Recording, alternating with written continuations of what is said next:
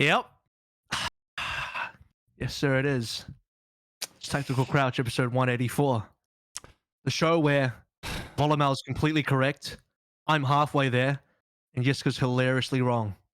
The show where, Joe, you nailed that three-pointer. Well done. Congratulations. Let me give you a slow clap for that one, or a fast clap for that one. Appreciate I got the rebound. I enjoyed it. Yiska, you tossed your ball into the crowd. Talk to me about that. Guys, I was not truthful with you guys, unfortunately. Oh, he's not truthful. He's lying. I wasn't Absolutely truthful. lying the whole time. In the midst.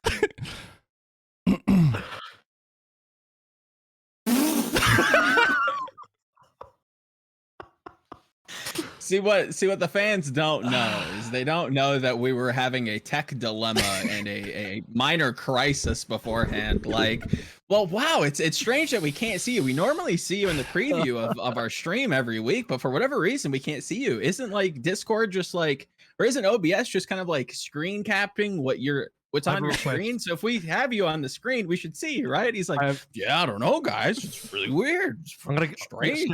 I'm gonna drop you another L real quickly, but you need to like vertically flip. It didn't mirror. Yeah, you're right. Flip your camera. Yeah. I'm doing it. Yeah. Boom. Done. There you go. Got your second L of the day very quickly. Oh, that's hilarious. I appreciate that. That's actually really good. Well done. That looks like quite a bit of effort. Now I know why you were late for recording the show today.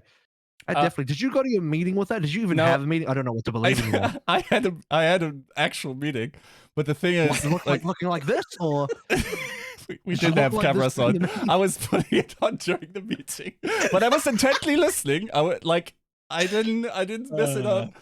Where'd you get the airs from? That is impressive. Did you have to go on and buy that? Yeah, of course. I invested serious Grimbucks in order to get this. Damn, dude. Damn.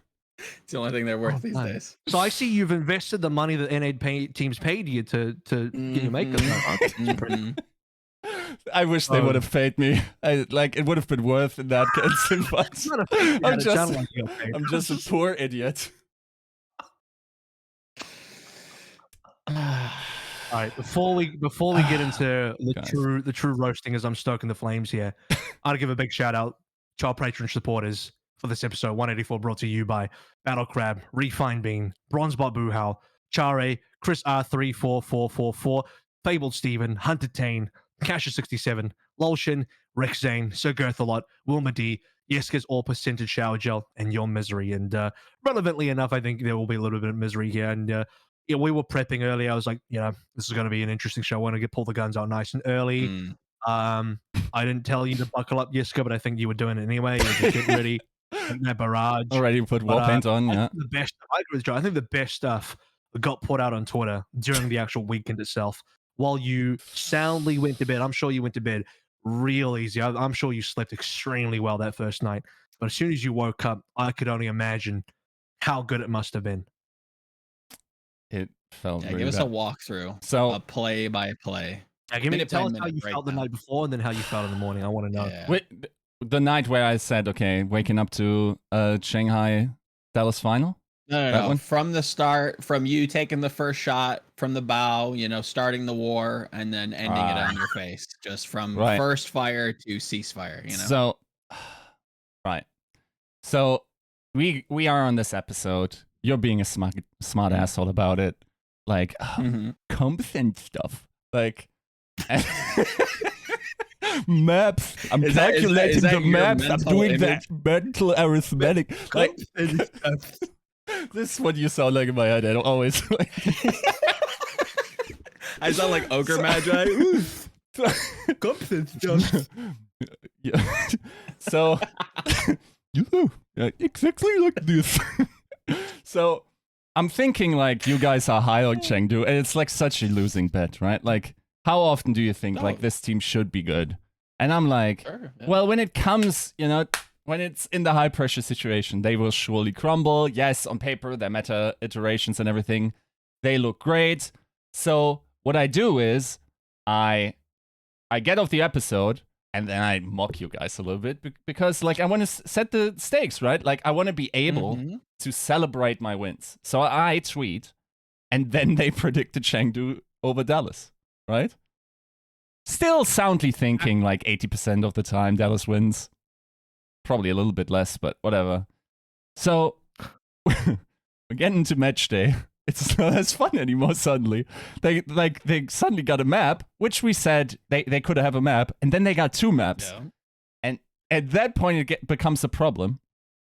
Now, it looked like a little bit as if Dallas had the chance to come back, but they didn't. And I'm like, travel and stuff. And like...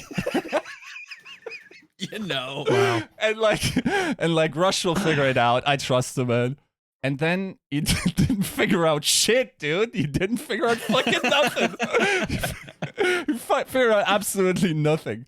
And I mean, I tried to double down even after the fact. Didn't really work out either.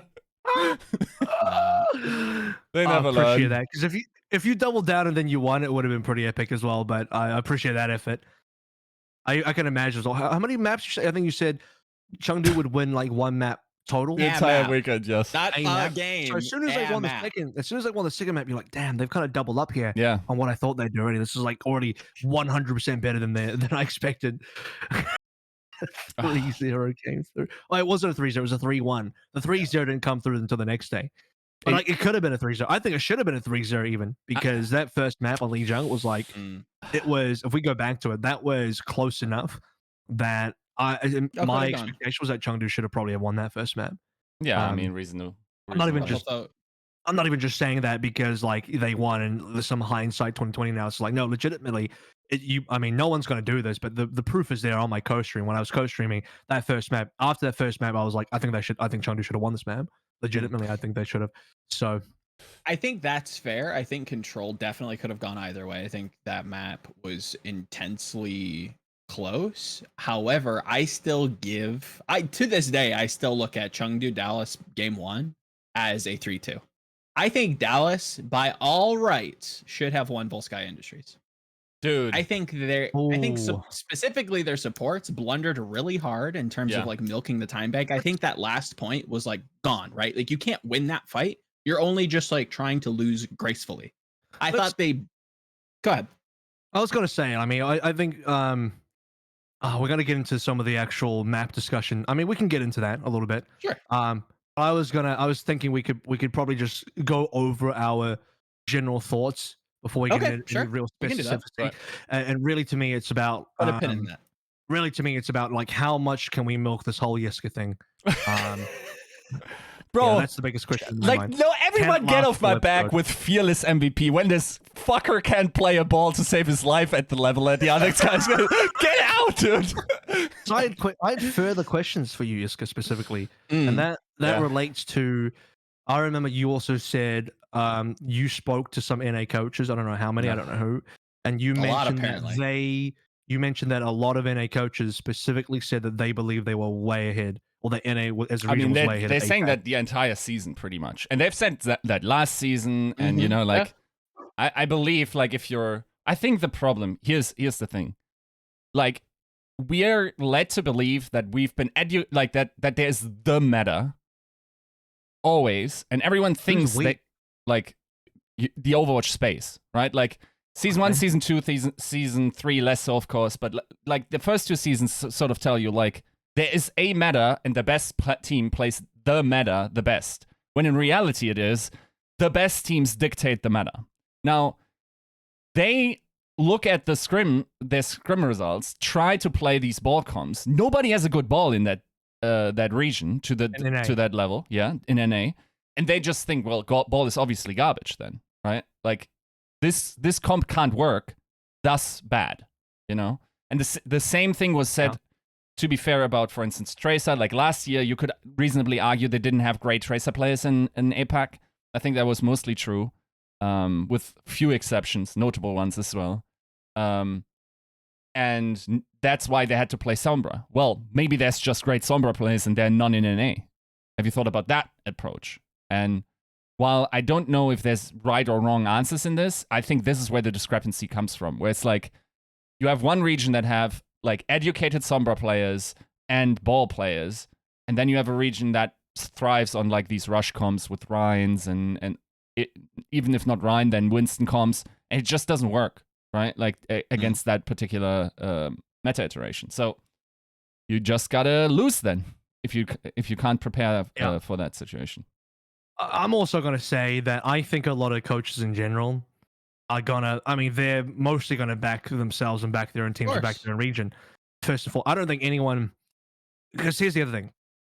There's been a lot of fan discussion about, like, I think when your team loses, it's like, oh my God, I can't believe our coaches didn't figure this out. Like, how can our coaches be so unprepared against Brawl? And the problem I have with that statement as well, to defend the coaches a little bit, even though in a half second I'm about to rail them, is that in their defense, like, I mean, how were they supposed to know? It's not like they have good ball, like you said, Yiska, there's no good ball competition anyway.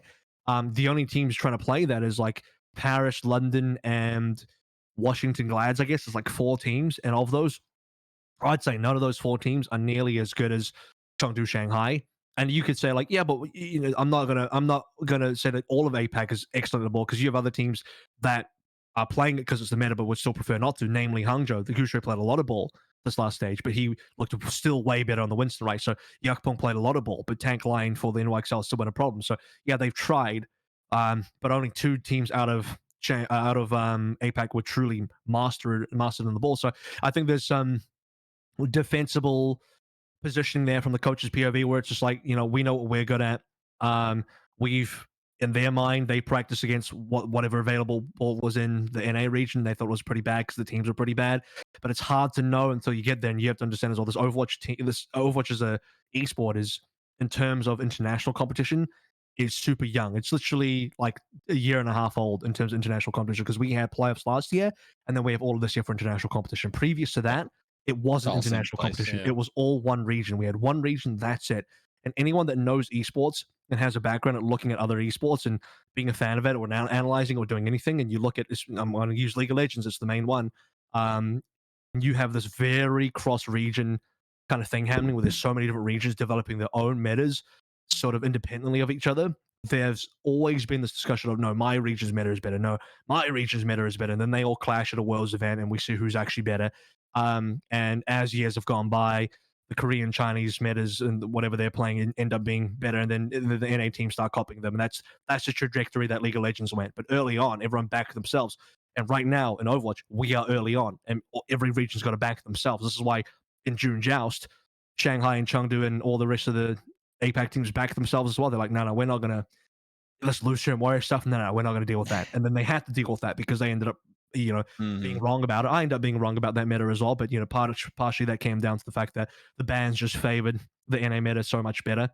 But I was confident that coming into this tournament, that now with Tracer Sombra back and all of that kind of stuff, and all the really good dive heroes back, I mean, it's just a different conversation. So I don't think fans can look at that and being like, oh, why didn't the coaches do this or that? It's like, well, they literally couldn't.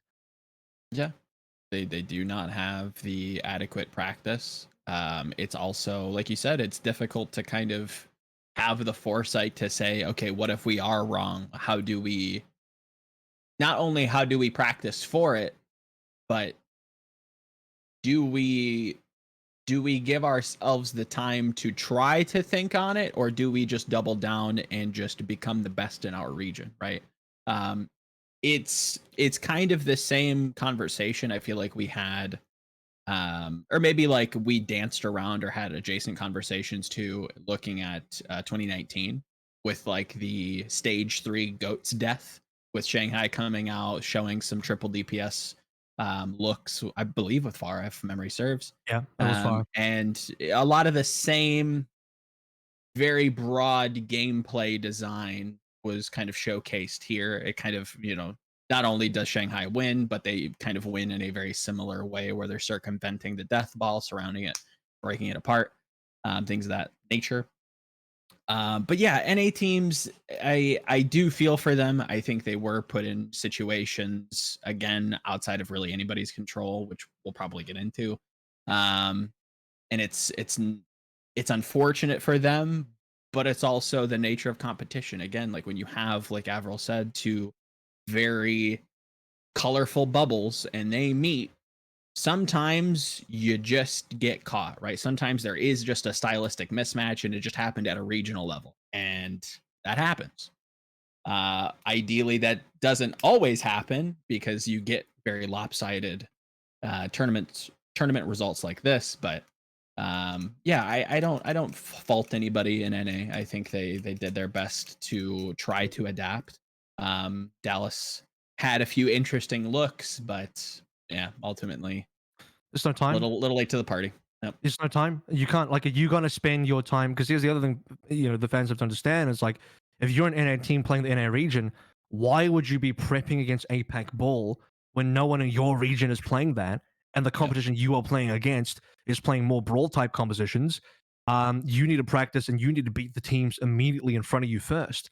You're probably thinking way too far ahead if you're looking at the APAC teams, and then we'll look at the situation like, okay, well now that you've beaten the NA teams and you're one of the top 2 teams, you're Dallas and you're Atlanta going to Hawaii, now can you prep for balls? Like, I guess you can start, but there's just not enough time now. And we're going to get into a whole discussion a little bit later on about all the travel disadvantages and what about all that kind of stuff as well. But I'm going to put it out there very quickly without diving deep into the topic because I do want to save that for later.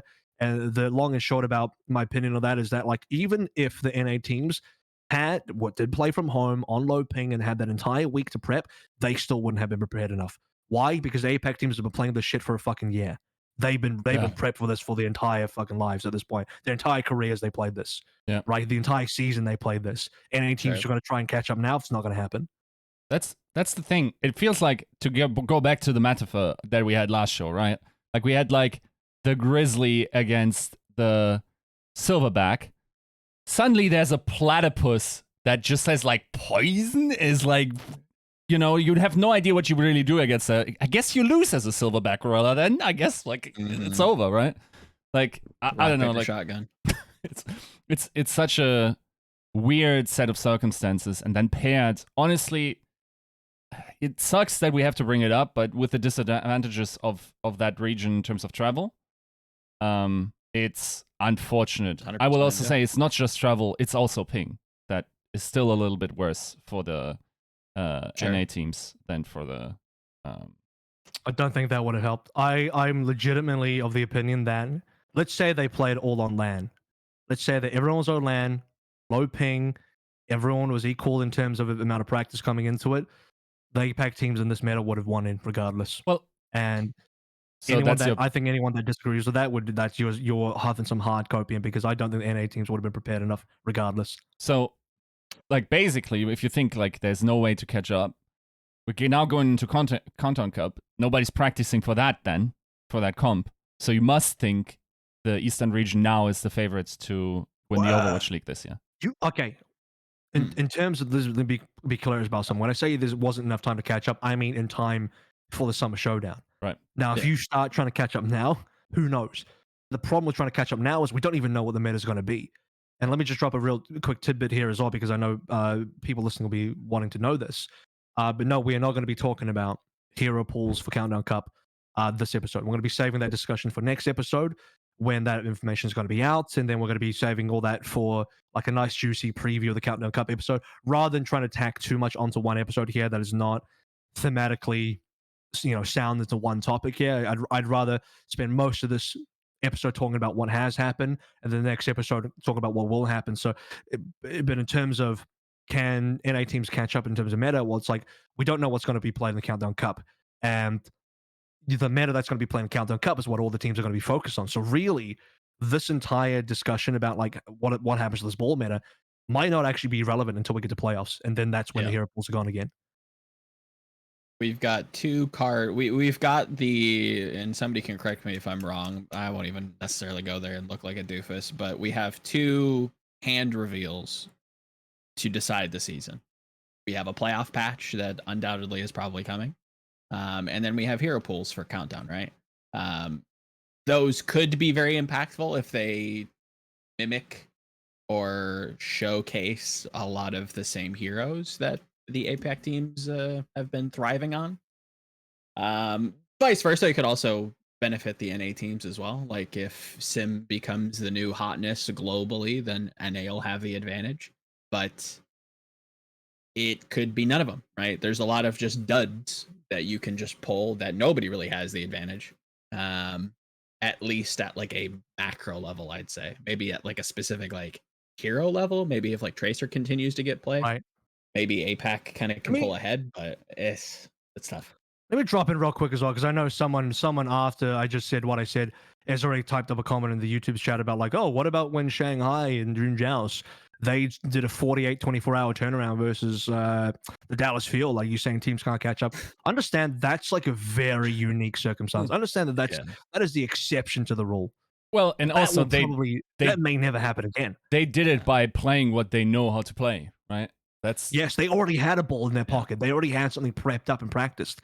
So it's like, I'm not saying it's impossible for an NA team like Dallas or Atlanta to have figured out something within 24 hours. It's not impossible, but it's so improbable that I don't think you put money on it. You don't bet on that. You do not use that. You don't look at, I think it's extremely forehead to look at Shanghai and be like, oh, well, Shanghai did it. You can't say it's not possible. I'm like, yeah, but it's so unlikely. It's like, don't even fucking get into that.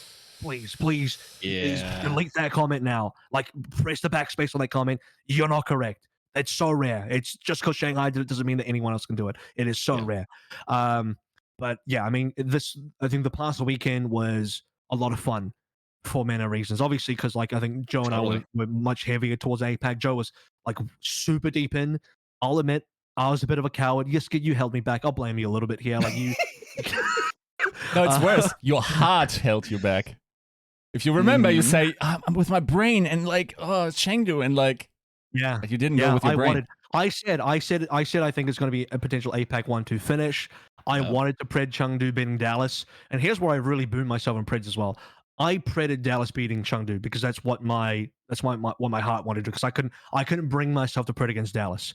And then because I had Chengdu falling into the lower bracket game straight away, and I accurately predicted that Shanghai were going to be Atlanta, I had predicted that Atlanta was going to beat Chengdu because I thought that was going to be a better matchup for Atlanta. Now, obviously, none of that happened. And Joe's bracket, I think, Joe, did you have a perfect bracket? Good, right? I wouldn't say perfect, but I picked all the games the right way. You picked all the games, correct? Yeah. Yes. So there you go. So you got all the games correct. Obviously, the scores is something else. So I was never going to get that because my first game was already wrong. But otherwise, like I was close to going along a similar bracket line to, I think, Joe. By the way, your bracket nearly got boomed by Chengdu reverse sweeping Shanghai, which was fucking exciting. We'll get into that as well. But yeah, and this is by the way for and I was debating whether I want to bring this up, but fuck it, I'm controversial enough to do it. It's just like the one Dallas fan that fucking called me out on Facebook. I'm talking to you right now. You listen right now.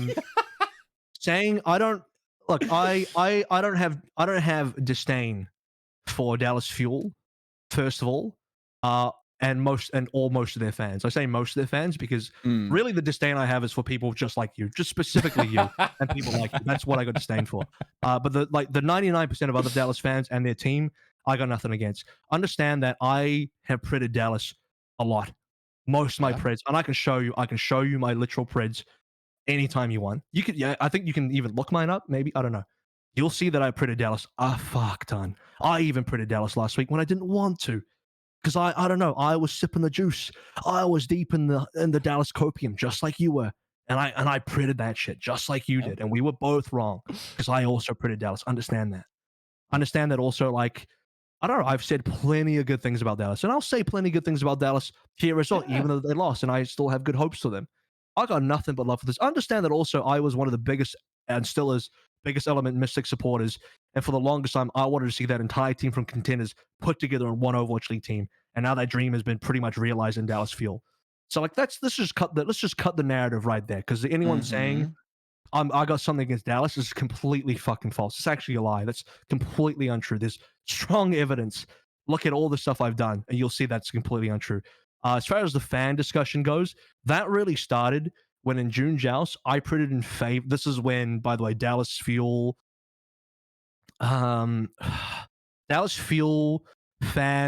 obnoxiousness was probably at its maximum height because they just won Melee and they're like 2-time baby, back-to-back baby. That was the entire like narrative, right?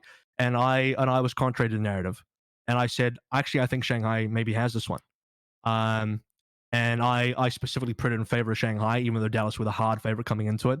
And look, it took a lot of effort for Shanghai to win that. I'll give that to you. But the some of the comments I got in response to my pred were fucking disgusting. So those specific fans that came at me like that, and you, sir, on Facebook, you guys can get fucked. Everyone else, though, I'm happy with them. Nice. I Talk don't your know shit. where these people are coming from, but yeah, drop kick them. My God, I'm a leg cramp. You go on. I'm getting hurt, like physically, emotionally. I didn't have a great weekend, guys. I also It's only okay. rolled once. You know, Rolled. that once. What do you mean rolled? Oh, no, that's true. Did have a little D&D session, and this boy literally did nothing. Lovely. It's not my was a good weekend. time. That wasn't my weekend. It really wasn't. No. You know, It was fun though. It was a good time. I think that moving forward with Overwatch, I would love to see more. And I know that this is like an impossible like goal or task. Nobody can give this. Nobody can like recreate this. But I think this is exactly what you envision when you look at an esports league. I guess maybe this is just like kind of circling back to what you were saying earlier, AVRL, with like League of Legends bias. Like it's always so fun to look at each region and go, okay, what are the defining attributes of your region? What are you guys good at? What is the team that you're sending as representatives really strong at? How could that pair up? How does that match up? I think the styles, and I take this from MMA and boxing, the styles make fights, right? Like you look at the weapons that each kind of person's bringing and how that might match up. How can this, team nullify that person's, strength, or how can they leverage that weakness? I think that those bring a lot of not only narrative, but just like really edible like analysis that you don't really need a ton of like knowledge in the game to understand. If you have somebody like a Sideshow, like a Reinforce, like anybody on that desk coming out and saying these things and really showcasing that on the broadcast. I know that they've gotten a lot of feedback trying to make it as simple and kind of quick as possible, but I think just again, I've said this for a long time. I think having some sort of supplementary content, maybe outside of Watchpoint.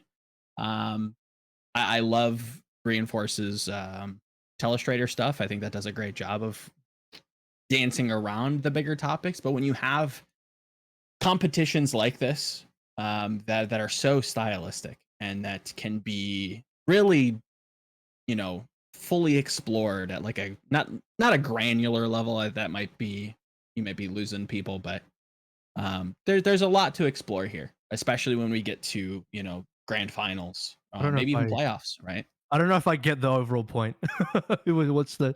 I think the point that I'm trying to get around is that this was really fun, specifically for the different styles. Yeah, and it's okay to have different styles, and that is the meta. The meta is everything that is being played. It's just what is hierarchically different, how they match up. Like it's more nuanced than just saying there is one meta composition, and if you're not playing that, you're trolling, right? And I think that Overwatch, this is getting tangential, but meta game in Overwatch is a very strange definition comparatively to most things. But that's having different regions developing their own individual metas is what I think leads to some of the best competition ever. Yes. Yep. Yes, you're gonna have blowouts like this and previous tournaments like May Melee where one region dominates the other. And just by the way, I don't even know if I consider some of the others blowouts, because Shanghai always made it to a final. So if you want to say APAC Seed 2 got blown out, I'll give you that one. But Shanghai have never been blown out. Anyway, the point is, I think a lot of Overwatch fans are not used to seeing this, and they're pretty fresh to true interregional competition like this. And this definitely breeds the best type of competition, because how much hype is there surrounding it when you have this whole APAC versus NA thing, like who's got the better meta? And I won't lie, and there is a character I play as well in all of this, where some of my tweets, some of my public comments are made to stoke those flames. Some of it because some of it, and like I don't just bullshit online. Mostly, I don't just bullshit online for the sake of bullshitting online. I will say certain things like, yeah, I think the APAC teams are good here, and I think this meta is good, and I think this is better. Usually because I definitely believe that. But there's a level of me stoking the flames for the purpose of stoking the flames, and this is part of the character, is to stoke the interest, because there needs to be some level of disagreement. There needs to be someone like me that gets out there and says, APAC's going to come in and dominate. Mhm. And then there needs to be someone in the NA side that's going to be like, NA's going to come in and dominate. Also, Yeah. APAC suck, and that's the narrative. There needs to be a little bit of that. I think That's it's the a dumb fun. narrative, but I'm being, you Yeah. know, No, that's part of it. Entertaining. I'm doing that right now. I mean, You're selling the fight. I'm still making fun of NA now because it's part of it. That's like Yeah. that's my. I put my own skin in the game to stoke those flames to make it more exciting because now you have shots being fired from both sides, and there needs to be shots fired from both sides. And there's not been enough people on the APAC side firing shots, so I fire extra shots, and that makes me a little bit controversial. I get it. That makes me a little bit controversial. I understand, but it's a character I enjoy playing. I put skin in the game, and now I have paint on my skin. That's, we're all gonna get ours. We've gotten ours in the past. If they want more people firing off on the Apex side of things, I probably do less of it, and I do so at my own consequence as well, to my own detriment sometimes, because I look like some sort of Apex biased dude, unfortunately. But I have to understand that I might have to wear that hat because not enough people are firing shots from this end. I mean, there needs to be a few more. You sort of inherited the torch from Wolf that always held up the flag for the Eastern region, right? Like that was sort of the thing he was known for, and like the comments he got for like being this like Apex shill and whatnot, like, and then like that region was probably the better one last year as well. Like I don't know, it's just the way it is, and it's also really neutral. Yeah, I actually like at the end of it, like if you want to get down to the true nitty gritty of it, I actually don't give a fuck. Like whoever wins, I just want to see the best team win. Good games. I just want to see a good game. I just want to see a good game. Whoever wins. It's all good to me. I'm not on these teams. I don't make extra money on this. I'm not fucking betting on games or anything. I'm not doing anything extra. I don't get anything. I don't get a bonus. Yeah. If Shanghai win, I don't get a fucking bonus, even though it sounds like I do. I don't. Yeah. I wish I did. Shanghai, if you want to give me a bonus, I do accept. Right. But yeah, I specifically say shit to push some buttons because to get the games more exciting. And certain people, I mean, I get a bit of hate for that as well. And I won't lie, some of that has specifically come from Dallas Fuel fans, which is why I've been a little bit more, pushy on their end, which is why there's been a little bit of pushback. I get it, it's fine. I understand this is what I signed up for. But you are getting baited by me, those people that are doing that. I do throw those hooks out there, and you guys get caught hook, line, and sinker every single time. Showing a bit of my hand here. You haven't seen all my cards, just a few of them. I like to show a couple. But what comes down to is the inter-regional play is the best thing. I said this at some point in the past. The best thing that's ever happened to the Overwatch League, among other great things. But this has been so good for competition. Yeah.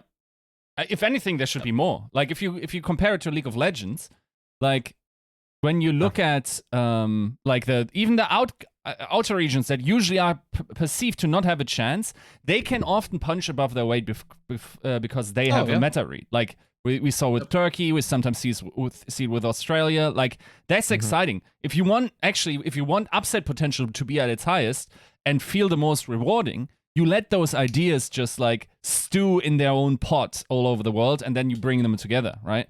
And then eventually, like, because individually the players are so much better in the main regions most of the time, they adapt quite quickly towards that. But you have the initial oomph. You have proven your idea to be dominant. You just can't, like, then physically execute it the best, most of the time at least, right? But that's how it should be. That's, like, probably the best way. And if you can invent the idea and see it through to the final, well, then you might have just reinvented like the game you're playing, right? And that deserves a lot of credit as well. So the problem is it's really hard, of course, to sort of get going, and also not feel repetitive with the regions. Like we only have 20 teams. Let's say we would have 4 regions. Will you just interplay? That's why in an initial like circuit of like moving from. I was about to talk about that. Right? Like that would have maybe provided that type of environment where we would have little stews going like over the season, with like teams. You never really get a tribe though. If you're because logistically speaking, even with 4 separate divisions, and that's what because you're talking about, right? There's meant to be 4 divisions. It was meant to be 4 divisions, so maybe 4 groups across 2 divisions. So you have Pacific and Atlantic, East and West, and then those would be divided into 2s to make 4 groups. Even then, I think as far as meta talk goes, a lot of what defines meta is your logistics of who you play and what wins. 100%. And so despite there being 4 regions, I don't think you get 4 metas. You still have an NA versus APAC side of things, because the ping means NA only plays NA and APAC only plays APAC at the end of the day. And whoever you're playing against and what's successful there and what's winning ends up being the meta. That's how metas form. I think a lot of people don't understand where metas come from. And that's why they blame the coaches like, oh, these NA coaches are so dumb. How do they not know about this meta? It's like, bro, the metas formed differently. They could never have known. And eye tests don't always work. And I'm a pundit. Everyone outside doing eye tests, we're all pundits at the end of the day. And my specific, comment and my specific opinion was that I believe APAC had the stronger meta read, and I was partially wrong about that in June Joust, and I'm like dead on to it this time around. And partially that's due to the fact that the good dive heroes came back in, and now I think we can get into let's get into some real nitty-gritty discussion about the Shanghai Chengdu side of things. We'll talk about Dallas Atlanta as well in terms of how all these games kind of shaped up. But we'll start with the Apex team side of things here, guys. Looking at Chengdu and Shanghai, they had the best ball dive, teamwork, team play compositions ever. And this is where the other thing is, like, I know there were some comments out there about like, oh, Chengdu's not coordinated. It's like, bro, if you watch Chengdu games and you see how they get these dives going and how their DPSs connect with Gaga on the ball, that's a fucking you're card capping if you're saying they're not coordinated. Yeah, they are landing on targets and securing kills like nobody's business. Like, it's tough to read when you're watching the game, but I promise you, like Avril saying, if you review through the replay viewer, you will see patterns emerge. Just like we saw Nisha getting his reses off. Those aren't just like, oh, Nisha's being crazy and kooky again. No, he has coverage to be able to do that, and he gets those off successfully, consistently. He's got someone marking him on his team. Yes, like these aren't random occurrences. Yeah, these aren't just coincidences that these things happen. It's hard to read, right? Like, dive, for all of its excitement, it does look like uncontrolled chaos. But I can promise you it's controlled. That's the problem with, so archetypically, like, I always said, like, if I could design Overwatch, I would have 7 heroes. It would be Winston D.Va dive with like the only iteration, like Genji Tracer, Lucio, and then either the Zen or Ana. I don't care, right? At this point, I'm ready to just say, like, get rid of Winston and do Ball. The problem with that is Winston dives are much more coordinated most of the time and much more viewable and appreciable in terms of the skill that you see. The Ball skill is really hard to appreciate because, like, the difference between getting into the right position based on map knowledge in one swing and 2 is game-changing. And the skill level that Ball players, like, I don't know if there is a hero in Overwatch where one-tricking it and having extended knowledge and skill on it is more rewarded than on Ball. And I'm not sure if there's ever been a hero where the difference between the best Ball players and even, like, the top 5 Ball players was ever higher. It is actually nuts how high the skill ceiling for this hero is. What you could theoretically be optimizing for. Like, what this hero requires, you cannot even fathom what that would mean to, like, a 2017 typical main tank. Nobody would have the skill from that era, seemingly, unless they were already cracked, right? Like, I don't know, like, this is... Like, this, especially this meta, has broken, like, a wall for me in the appreciation for Ball, where it's just like, bro, he has so much tech, he has so many paths. People need to watch Ball POV. I've gone back to study a bit of Ball POV, and it's also for my own benefit because I'm currently practicing for Talent Takedown. I plan to play a little bit of Ball if I can. And trying to learn Ball has been some of the most challenging things I've done in Overwatch. And I'm not a bad player. I'm also not a good player. I'm a fairly average or above average, or slightly above average player. But the amount of Ball tech involved and your knowledge of the map and your knowledge of how the mechanics of Ball works is the most intense of, I think, any hero. The only other heroes that I think have anywhere near this level of, like, skill cap is obviously, like, Tracer. Tracer's got a mega high skill cap. And the only other hero that I can say is anywhere close to, like, if you can gap somebody on a Tracer, that's such a huge difference. I think Widow's been there, but that's a lot of mechanical clicking skill. That's a lot of, like, shooting. So if you have an Arns on your team, you can fucking gap pretty hard as well. And then beyond that, like, I don't know, to me, in, like, a hard Doomfist era, meta, we had Double Shield 2019 where Sparkle really made his, to me, made his name properly, winning Gauntlet and winning most of the events that season. and that was a hard Doomfist meta, he really diffed people in that here and showed mechanically what you can do in Doomfist. That gave me a lot of appreciation for that here. Even though, like, Doomfist is a bit of a meme in rank because everyone hates him because he one-shots you in a pro level watching Doomfist POV. To me, there's nothing more satisfying seeing like an expert Doomfist do his thing. But I'm on the same page as you. I think Brawl is so high skill ceiling, so fun to watch if you know what to look out for.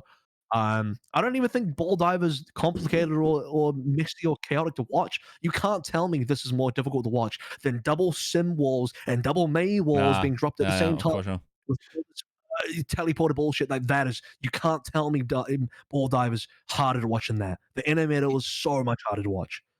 I agree. I think the NA meta was hard to watch. I think what people get really lost on is the approach for a lot of dive. I think Winston is probably the most viewable because it is just like very straight up back to front to back, where Ball can be kind of circumventy, can be kind of coming in from the side, can flank. Yes. And it does kind of shift the perspective from the viewer's side of things, where you think, okay, main tank leads the charge, starts the fight, is the initiator from the front, not from the back or the side or swinging in from above. Like, it does get messy there, and I think that that catches a lot of people a little weird.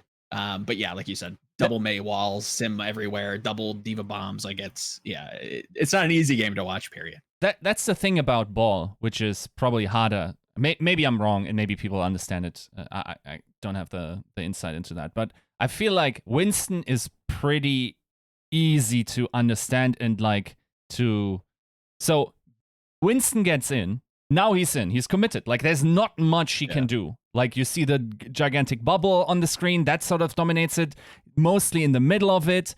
Primal is a pretty loud, like, ultimate to see. Like, that dominates sort of the feel of the battle. Is very rarely, like, used in these flanky scenarios. For Ball, you can be the center of attention. You can be the guy that has a 5-man, like, knock-up. You can also be the guy that just rolls in from behind, using some crazy tech around like an inaccessible corner that the observer doesn't catch, and just kill the Zen and get out. Right? That's also Ball, and I think that finesse and that added dimension adds to it, and also, unfortunately, Mines is not that. If anything, it's an annoying ability. Yeah. It's not a great one. It's not like, the double punch, like, appreciation of Primal, where you're like, okay, this guy, like, hits the double hits. Actually, it's like, oh, dude, now they can't touch point, bro. Let me tell you something about Mines that never gets caught, and this is why people don't appreciate Mines. What is never seen, and nothing against the observers. It's tough to observe. I'm not gonna lie. I'm never gonna be the guy who be like, oh, the observers didn't catch this. But one thing because it's a tough job, one thing you have to realize is part of the great Mines plays that almost never gets seen unless you're in the replay viewer is when Mines get dropped down and a Ball player knows exactly mechanically how to position their ball to then push people into mines or get secure specific mine kills. All you see is somebody died at the minefield on a kill feed. You have no idea how it happens. And you assume, oh, maybe they're stupid, they just walked into it, or maybe this or that. But then you go back and replay view, like, damn, this Ball player actually did this tech that then got this player into the mines. Yeah. And a lot of the great mines actually mean nobody ever dies from the opposing team. So, for instance, like the situation that Joe talked about, where, like, Dallas should have won Volskaya. They did not, like, stall the point long enough. It was mainly because there were great mines on the point as well, and it was really hard for Fearless to keep contesting it without instantly dying to mines. But had he touched it, then, like, the supports would have swooped in. That would have been another 30 seconds. In the end, as you pointed out correctly when we watched it, like, in the end, that was exactly the attack that won Chengdu the map in the end. Where they could have, theoretically, there's absolutely a position where Fearless could have contested longer, the supports touch the point, and the rotation starts, and they can waste more time. But because the mines were so well placed, it was very hard to do and execute. And in the end, Fearless dies pretty much off point, I think, as far as I remember. Or, like, ran into mines, something like this. Point. Yeah. Guys, let's get into, because obviously, Joe and I maybe this Yiska's opinion he'll be really interesting as well. But I think Yiska and I were, because we were high on the APAC teams. I think we kind of touched on why we were high on the APAC teams, and now we're kind of in a discussion of like a bit more hindsight. And I can say right now, it's just like, to me, Dive has always been the highest skill ceiling composition to play. And the reason for that is because of the amount of coordination you need to get all your players on target across the map. To me, it's easy to coordinate when your team is all together as a stack. If you're a full stack of 6 and goats, you know where everybody is, and you can account for all the other members on the other team as well, because they're also stacked in a 6, and you just like slam into each other like freight trains. The chaos begins in the freight train itself, but beyond that, I mean, you can account for everybody. You can account for all 12 players. In a dive, you don't know where the 12 players are. You don't even know where the players in your own team are. They could be somewhere else on the map. You have to trust the comms. You have to understand the timings of when your ball and your tracer can align onto certain things like that. And then the opposite is true when you're playing against those heroes. So because it can be such a mess in terms of how much map coverage has been taken, and understand there's a lot of mini game happening on the map as here as well, in terms of how flanks are controlled, tracer versus tracer and ball versus ball in that particular mirror. A lot of that comes down to health pack control and flank control, and who's winning that kind of mini skirmish on the side, and how much map control you can get out of that. That's a lot of the nuance of dive that never gets shown onto screen, because that's not exciting. No one wants to look at map control. Everyone wants to look at what your main damage deal, like where your stack is going. Where the stack is typically what we watch in Overwatch. And so to get that all on the same page in a coordinated dive, then with like Sombras as well and all that kind of other stuff, is pretty complicated. And to nail that as a team, very difficult to do, because it's also mechanically. So it's teamwork skill ceiling mega high. But mechanically as well, you look at every single hero on this Ball, Dive, Sombra team composition goes Tracer, Sombra, Ball, Diva, Zen, Brig. That's the majority of it. Sometimes you swap out the Diva for a Zarya. I don't quite like it when Chengdu do that, but I know Late Young loves playing Zarya. But let's just say it's those 6 heroes now with maybe a bit of Zarya. Every single one of those six heroes, I think, is mechanically very, very can be quite challenging to play to get the most out of. And before anyone says like, "Oh, Sombra easy," look at Lip and how much of a gap he creates on Sombra, and then tell me if that shit's easy. Yveltal as well played out of his damn mind on Brig. He's proving why Brig can even be a hero with a mega high skill ceiling, because the amount of times he shut down Lip in that first Chengdu versus Shanghai game and his impact on the Brig, I think that was the best Brig I've ever seen this entire season. I also think it's Yveltal's best performance this entire season as well. And after watching that, I was like, dude, Nisha's never going to play again. I remember us coaching from the graveyard, like we're both just like, I don't think Nisha's going to get game time after this. Yveltal's on a different level currently. That's, by the way, I had a post-match interview with the Chengdu Hunters after the match with Jinmu and Luke, the general manager. And it's coming out, like, by the time this release was already coming out. But in the interview, he mentions, like, their weakness this year is Lucio comps. They are, like, they want to not play that if it's possible. They think that, like, their Brig is really strong, but the Lucio thing, that's, like, their weakness. And, I mean, based on what you just said and what we saw, like, definitely the case. Like, Yveltal just, like, slapped that. And I think, like, inherently, they actually want to play Nisha in terms of like what the person Nisha brings to the table is just like Yveltal on Break is just so good. Yeah. Nisha's got better intangibles. I'm not sure better, but in that situation that they were in, especially in the final, I think that's what they preferred, is what I heard. Again, keep listening to Luke. And did you ask him about Among and Gaga and the swaps there? Yes, and it's about like positivity. So Among is like, if you're down in a series, is my take, how I interpreted that. Like, they are already like underdogs against Shanghai. So the team goes into that match in a certain mindset. And Among is just like this guy that has a really positive mental attitude that can bring it out and is not like, is still a really strong ball player. So they decided to give him some time on that. And that was basically the idea behind playing him. But yeah, I mean, I think if you have such a behemoth in front of you, I think you got to play, that you got to try some, right? Like, Joe, so basically what I was explaining is like why I thought the APAC teams were going to have an edge this tournament. And also because I think Ball engaged versus Sim Stack, Like Ball loves that shit. You're just gonna get a Oh, yeah. massive slam and huge value and all that kind of good stuff. And you want to engage with a sim TP onto a Ball comp, they disengage so fast, you will not catch anybody. Is basically what it came down to in my head. I mean, did you have similar thoughts? Or like, why did you think? Why did you have so much faith in APAC? So this is a big one. I agree that like ball for me was the focal point. NA's comps never really had like a good swap into ball. It felt like a lot of teams. You look at Philly. I can't even remember anybody from NA specifically, but I know that some teams did it. It might have been Boston. I could be wrong. Forgive me if I'm wrong. Doing what? Doing like the Sombra May, right? So they would want to continue with their style, being the death ball. They want to kind of zone people off with the May wall. They want to run as a clump, but they also want to try and deal with this wrecking ball. And one of the best ways you can deal with wrecking ball is if you have a passive Sombra just sit with your team, maybe, you know, slightly in a pocket, hacking the ball on the way in. He doesn't get any value. You burst him down. You play from there. The problem is that if you just don't engage, as dumb as that sounds, the team with the May Sombra, so the death ball team, just doesn't have any damage. You don't do anything. So like, yes, they've lost their engage potential, but other opportunities that don't look like engage potentials just become pick potential, and you just kind of slowly lose the fight. Yes, May Sombra has a big engine where it's like EMP can build snowball, but who are you snowballing?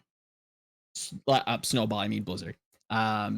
If you like, maybe you pick you get a pick with Blizzard, maybe you win that fight, maybe you build, you know, Earth Shatter, but who are you Earth Shattering, right? Like nothing really beats it is not true. But there's no good swaps for this like archetype, the skeleton of what NA wants to run and has been practicing to beat it, right? In a weird way, like in June Joust, I think the best solution for these NA teams was to mirror and just try to like coin flip it. If you can coin flip, maybe get into a groove, maybe try to mirror them as analytically boring in general as that is. I think Dallas in particular would have had a better edge if they tried to mirror, not specific. That's where it gets tough because you can't mirror the ball. But I think what Dallas showed was probably the way forward for NA teams specifically.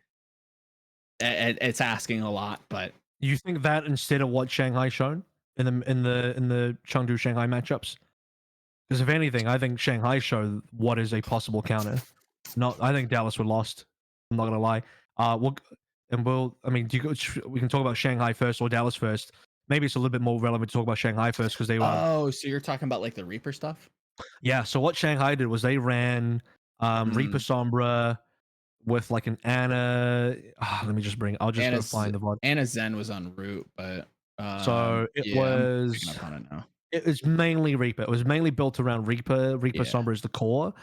Reaper. Oh yeah, it was Lucio Ana, I believe, is what it was. Yeah. So what ended up happening there? So let me bring. It's Sombra, Reaper, Winston Diva, Lucio, Ana.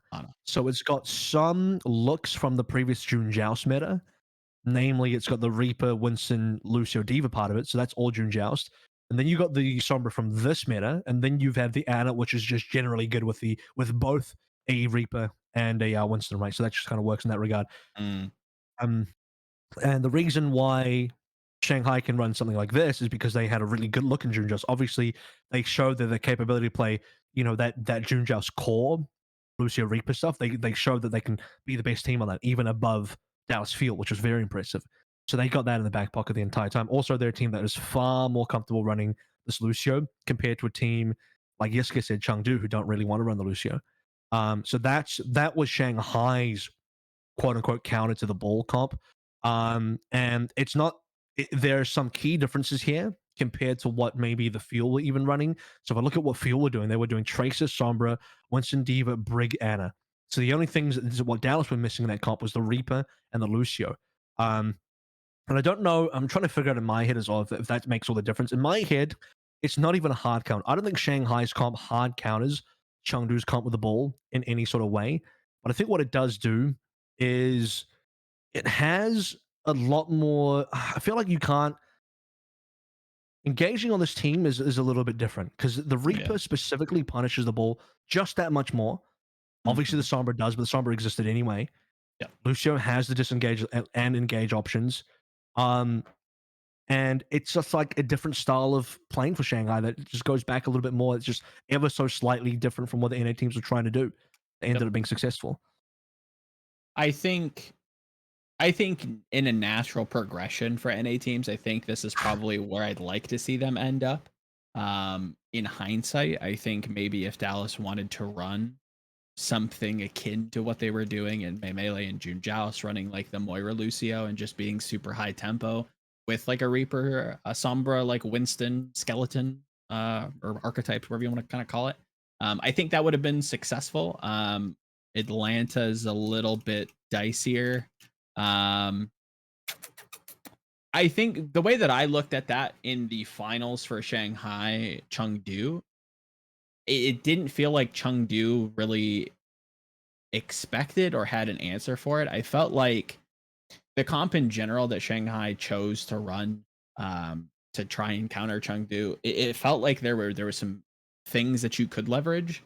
I think regarding just effective range for the composition in general could have been leveraged a little bit better, especially on maps like Eichenwald. I think there are plenty of maps where, if I'm gonna be, really on the nose, I think Jinmu is in the game.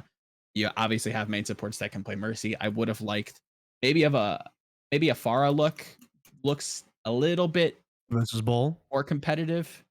Well, it's not versus Ball, it's with Ball. The Ball, you have the Zen to try and trade. I think both main tanks are in like a really awkward position where they really don't get to enjoy the game. One is faced with a Discord orb and a DPS just raining hell on them, and the other one is getting hacked constantly. I think in that point, if the Wrecking Ball isn't providing value, I think you can go Winston and your comp still kind of works fine. I can say that the Shanghai comp that they ran to eventually soft counter, I still say soft counter. I don't think it's a hard counter. Sure. Yeah. Is that there's a couple ways to look at this, but like Anna punishes Ball quite heavily, but so does Zen. Discord, you could argue, is a really big. The thing is, I would argue that the base mirror composition actually punishes Ball harder because you have Tracer, Sombra, Zen, which can all just pump damage onto the Ball. Tracer specifically, which chases down Ball really effectively. That's the easiest way to secure a kill into the Ball. It's got to be coming through from the Tracer in my belief. So actually getting rid of the Tracer for a Reaper is an interesting look, and that's probably why the Lucio is there as well, to really assist the Reaper in getting in, and the Anners there to prevent the Ball dive. So it's like an almost defensive look from the Shanghai Dragons, but it's also quite offensive as well with the Lucio. And I'm still trying to rack my head. You can tell I'm kind of struggling to explain Shanghai's comp effectively, because to me, I still don't have all the angles looked at and figured out. And I'll be honest, I haven't looked in the replay view to really nail down the specifics of it yet. But I can see where it can be effective. But to me, on paper, I think it's about Shanghai saying, why mirror them? Like, they can't change, we can change. Sure. And I think playing into the mirror helps them, because Chengdu are very knowledgeable in the exact Ball mirror. They know what they're doing, versus a different comp where we can throw them a different look and we can be effective in that. We being Shanghai here, that seems like a winning strategy, and that ended up being a winning strategy. Yeah, no, in no way. Let me be very clear. I don't think that Shanghai should have mirrored. It was more of a criticism towards Chengdu and again, big, this is a large ask for a team that's adapting to an adaptation, right? Like that's a lot. That's some high level stuff that I think you have to do on the fly. However, I do think there were things I would have liked to see them try. Let's put it that way. I think maybe the Echo, yes, Chengdu. I think Shanghai had a great, again, I love the Reaper response. I think it's creative. I think it properly punishes. One thing that I'm actually interested in looking at is looking at where Late Young's Diva's positioned.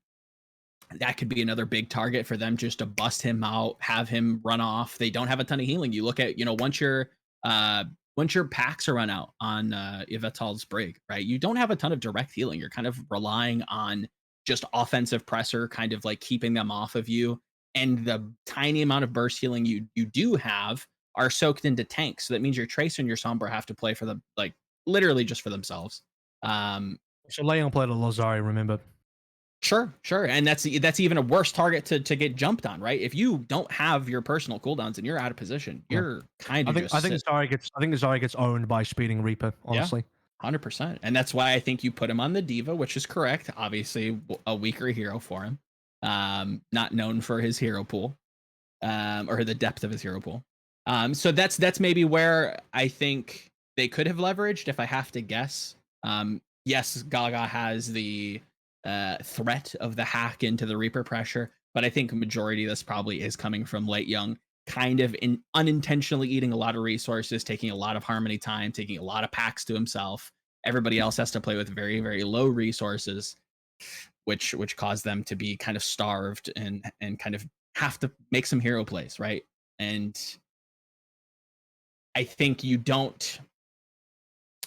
can leverage some of that with some hero swaps. Again, it's asking a lot from a team that, again, you're adapting to an adaptation of an adaptation, right? It's not easy. Yiska, Shanghai Chengdu. Yeah. Well, which time around? Generally speaking, or either time, both times, generally speaking. The thing is, I think it was really important for Shanghai to win the first match. I'm not sure what happens if they go down to the lower brackets. And because we didn't see Fuel Shanghai, actually. We didn't see that matchup. Yeah. I think that would have been interesting to see if there was, theoretically speaking, probably shouldn't change. I'm not even, I'm pretty sure that like even Chengdu wins that, Shanghai comes back in the final. I don't think that's unlikely.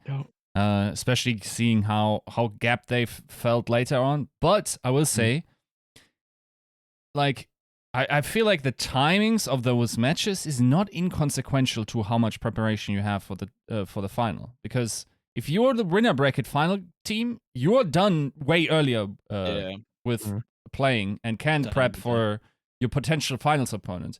I don't think Shanghai had a lot of trouble discerning that, unlike me, that Dallas was going to lose that one. So, I don't know. Like, I think that one was important. In the end, I don't know. Like, I specifically asked Jinmu if he was surprised that he was the designated Sombra player on that team, in given that it's so big, right? Like, they have 11 players, theoretically, they have Chaser and everything. Like, he's the projectile guy. He said no, he wasn't surprised. The thing is, like, and he also specifically said that he feels secure in having like playing in such a large roster, so you don't have to grind all these heroes. I'm not sure if he's it, dude. Like, and you don't like a Sombra? I mean, you're playing against Lib in the comparative position. Like, I'm not saying he's not the best choice for the Chengdu Hunters. I'm saying, like, you should have better choices than Jinmu if you're the Chengdu Hunters. If you already have, I think considering using that as an example, I think he did well. Considering Lip was like the Sombra. Yeah, I think Jinmu did super well considering he was up against Lip. Yeah. I don't know of anybody that looked at that and be like, man, Jinmu Sombra ain't it. I think Jinmu Sombra was actually just more than adequate. If anything, that wasn't it to me. Was the main differences aside from the comps, I don't think the comps threw a different look, which might confuse Chengdu a little bit. And then Chengdu did play a little bit of roster roulette where they just like, oh, now we're playing Nisha, now we're playing Yveltal, now we're playing Among. So there was a little bit of that going on. I think that's when you start to see Chengdu fall apart.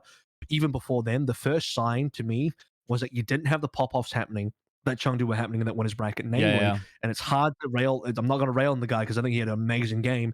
But Yveltal, you can't expect that Yveltal comes to the grand finals and pops off just as hard as in the winners bracket. If he does, it's incredible.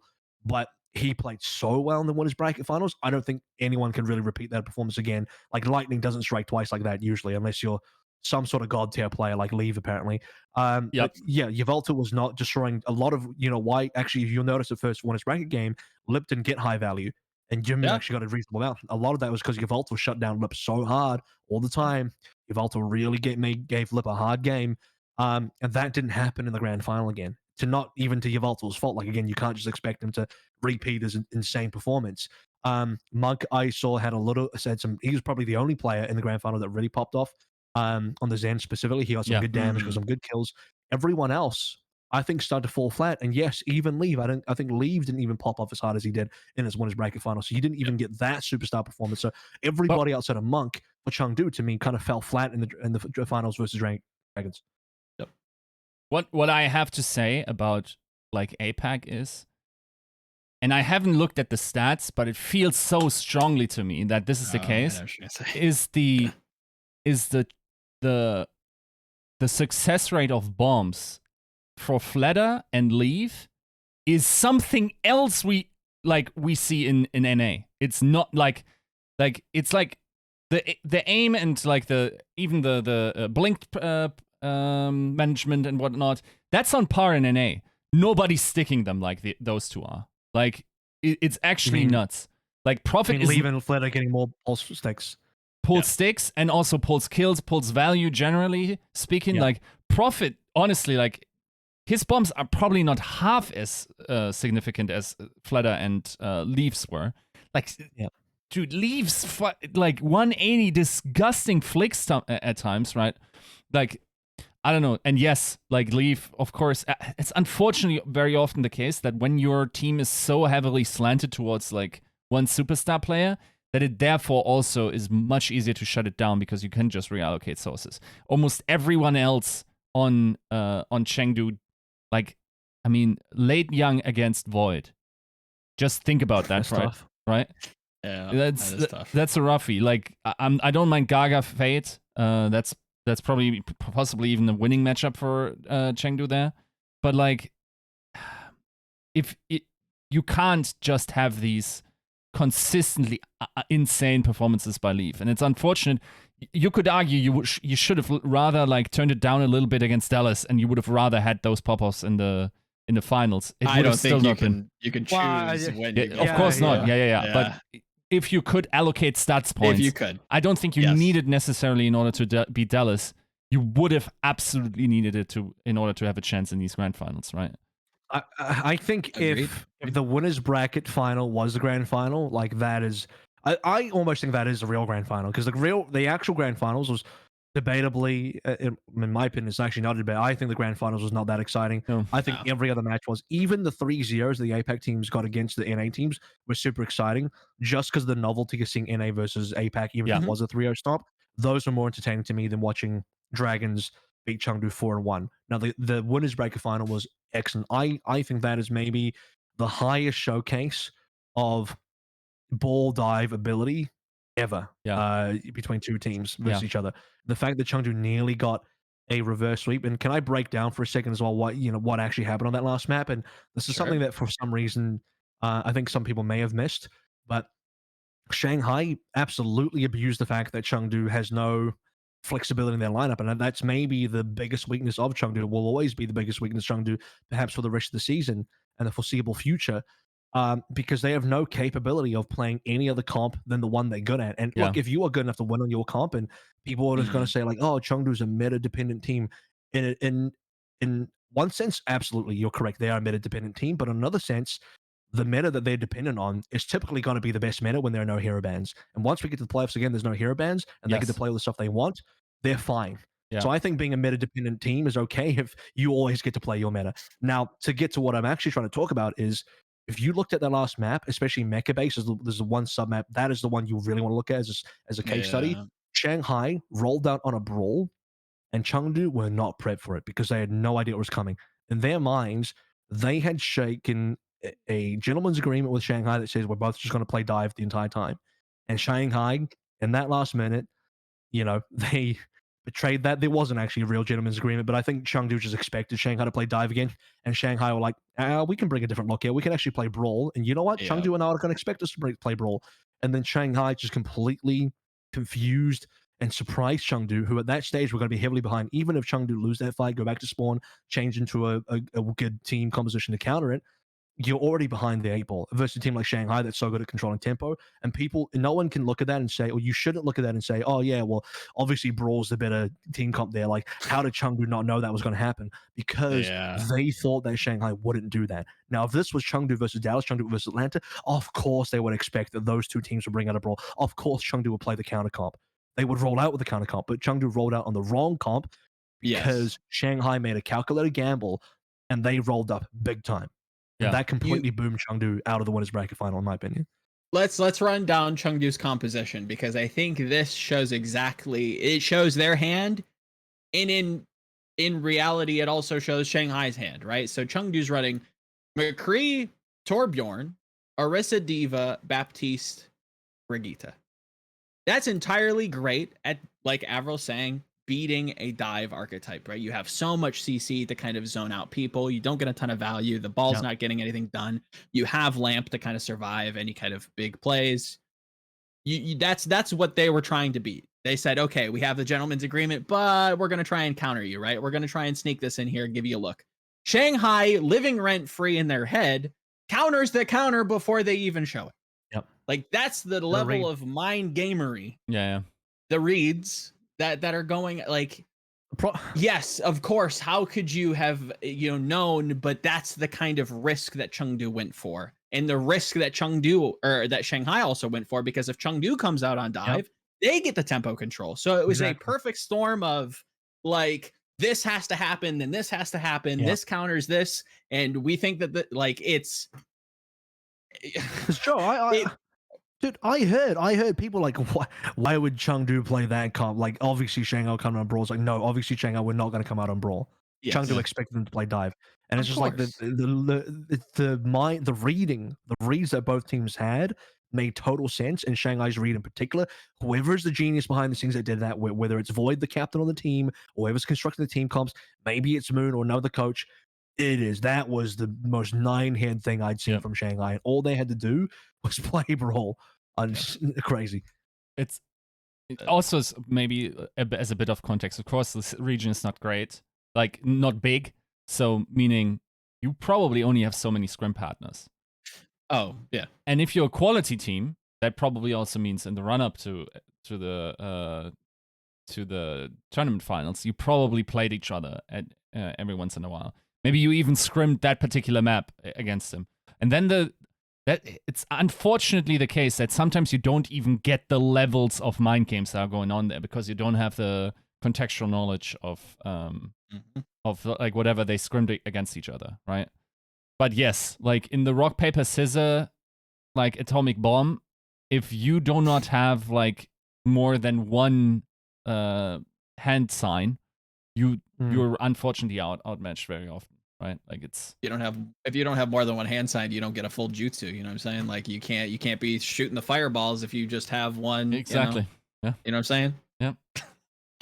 I think this dances around a really interesting discussion when it comes to like big macro strategy regarding like what is a standard composition, what's safe versus everything, or what is the safest versus everything, but like not super strong in any particular way, and what is tailored, counterable, or the counter to, right?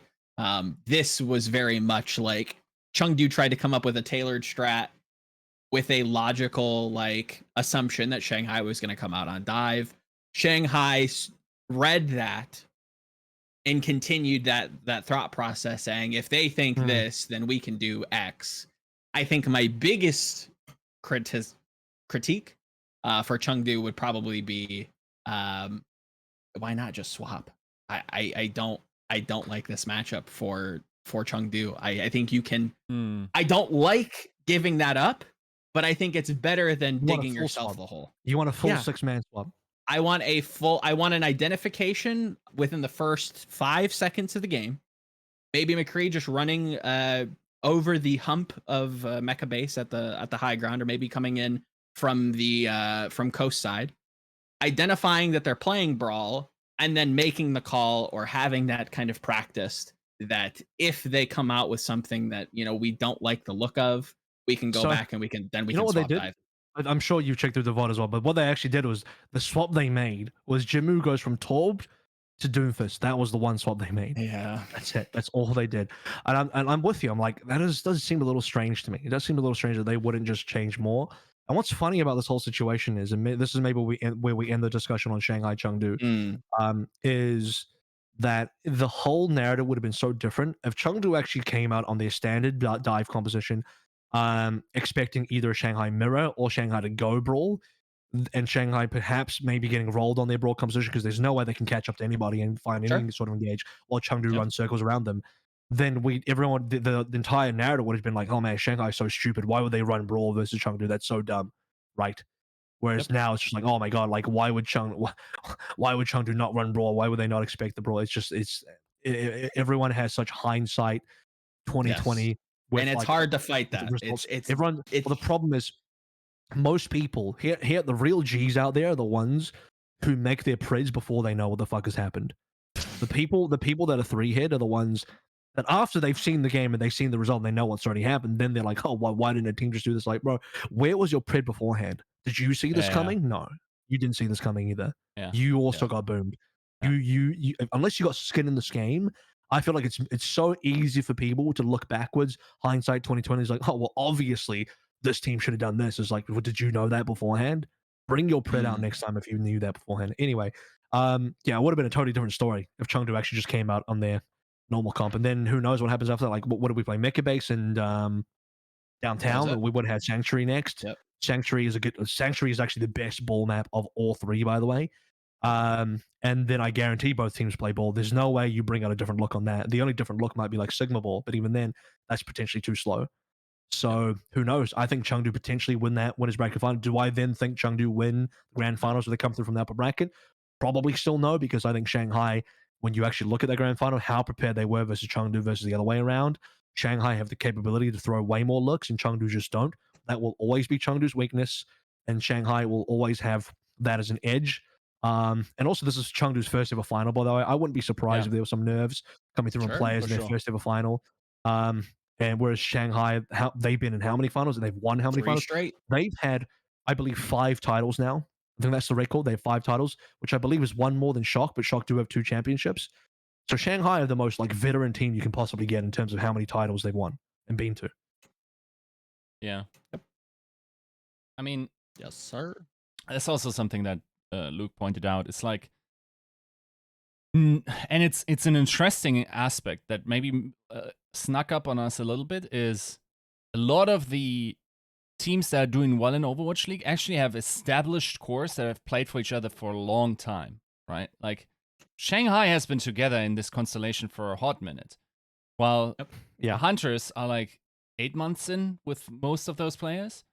So it's a bit of a different scenario, and then of course like the finals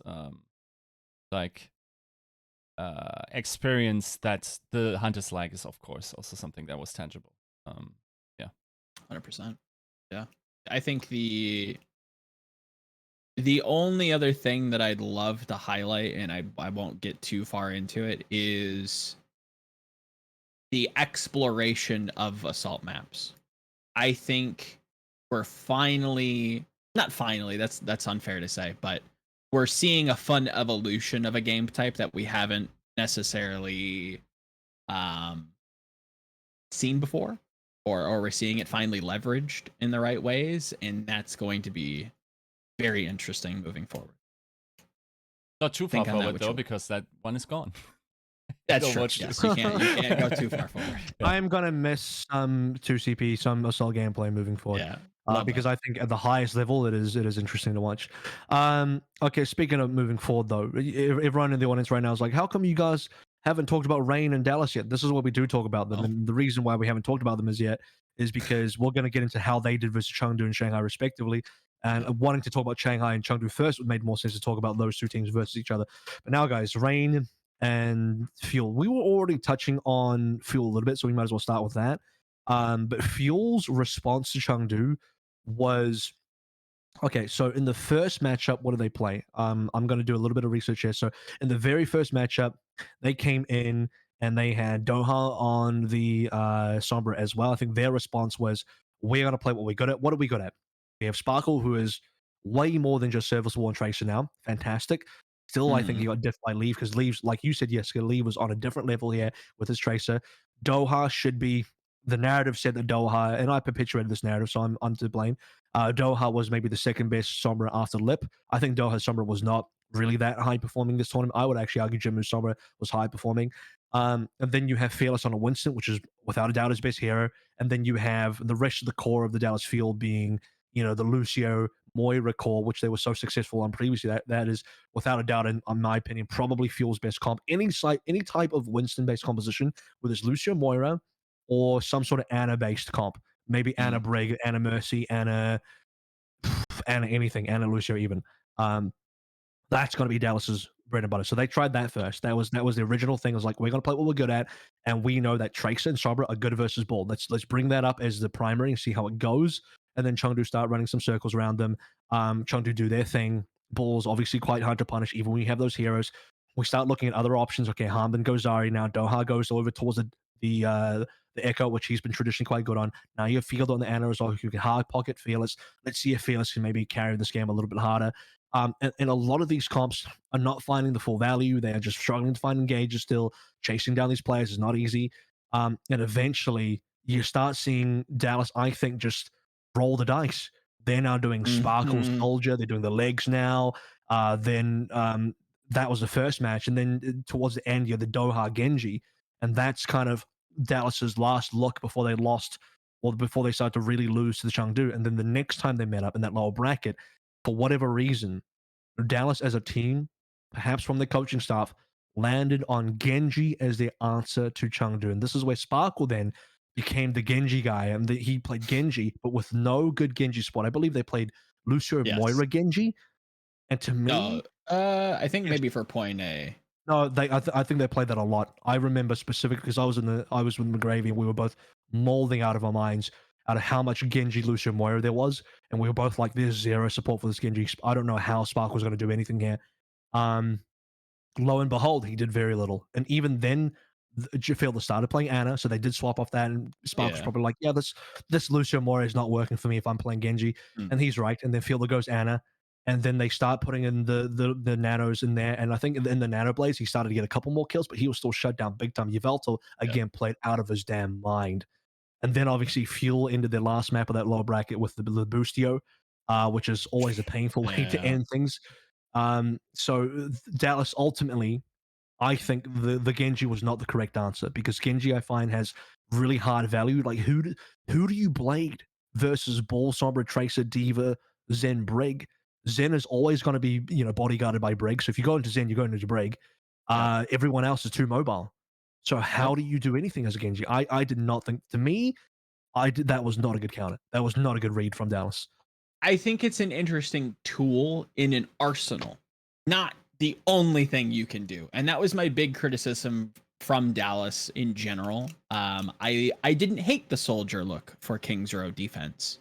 It seemed to deal with Jinmu at least a little bit, but then they still played it way too long throughout most of their B defense in their first matchup. And that cost them a lot of time, a lot of ult charge being thrown away, a lot of lost fights, because you have a pick that is less valuable, let's say. I think the same thing with Genji. I agree that the Genji Lucio Moira on control's a bit confusing. I don't know how Lucio gets any healing. He only has so many resources to use. He doesn't have a ton of defensive cooldowns. Doesn't make a ton of sense. He also doesn't get healing in the normal. Just very quickly, in June Joust, Lucio, also, that you could make the same argument in June Joust, but I don't think that was Lucio's primary role anyway. But just to add that in there. Sure. Lucio... I'm sorry. Not if I said Lucio, I meant Genji. That's... Oh yeah, Genji. Genji doesn't get a lot of healing. He's kind of dashing around. He's trying to play in the mix, but also can't be in there for too terribly long because he's not going to get a ton of healing. It's very like, I would have preferred them to play the Reaper, if anything, on control specifically with that support lineup, but I digress. Looking at King's Row specifically, at least on point A, I thought that was an interesting look. Again, an arsenal and a toolbox, not the entire tool shed. I don't think, and again, this is dancing around a further discussion about how much did NA teams have to prepare. I don't think this is the only look that you can kind of show a team that is ahead of the meta. I don't think running Genji for as long as they did, running Soldier for as long as they did in the first matchup, was the correct course of action. I think it was, if I'm going to be completely honest, a little bit desperate. They were looking for something, a different look, just to try to throw them off. I didn't hate it until I did hate it, if that makes sense. Like, point A makes a lot of sense. There's a lot of verticality to abuse. So when they started losing, you started hating it. Pretty much, because they just kept using it, right? And they kept using it in places that it didn't you'd be so good on necessarily Reddit. make sense. I know it's. I'm sure it'll be great. I'm sorry Reddit. they're losing. I hate it now. yeah. Green light, red light. That's the thing. Like they're live testing what the solutions are. Yeah. And if you're on that point of your strategy, like you didn't have any time in scrims to figure that out, good luck, dude. Like you better have like a great cold read. And to be fair, I think it also comes down to like the opponent being able to work against that and like having seen that before and whatnot. Like at this point, you're maybe not even playing your strategy. You're playing your players and that they hope that you hope they make like an individual difference, right? Isn't that mostly Dallas Field though? The whole year has been them kind of like, I have a limited skill set here, box here. I'm just gonna have to play my cards the way I have to play them from Rush's POV. There's no hit scan. Fearless is fantastic at Winston. We're gonna make this work. Yiska hasn't been like. Yeah, but Chengdu is not different, right? Like we don't have a hit scan or like a second hit scan. We don't have like someone that can play Winston if you want. Like theoretically speaking, it's probably not fair. Do. Yeah, they definitely. We can play a really good Winston. Man. Yeah. Do you want to be honest? Just use the Lucio example you used earlier. Use that one. There you go. Yeah, or the Lucio or the off tank example. Yes. But rest assured, both of these teams are sort of like limited in the cards they have in their deck.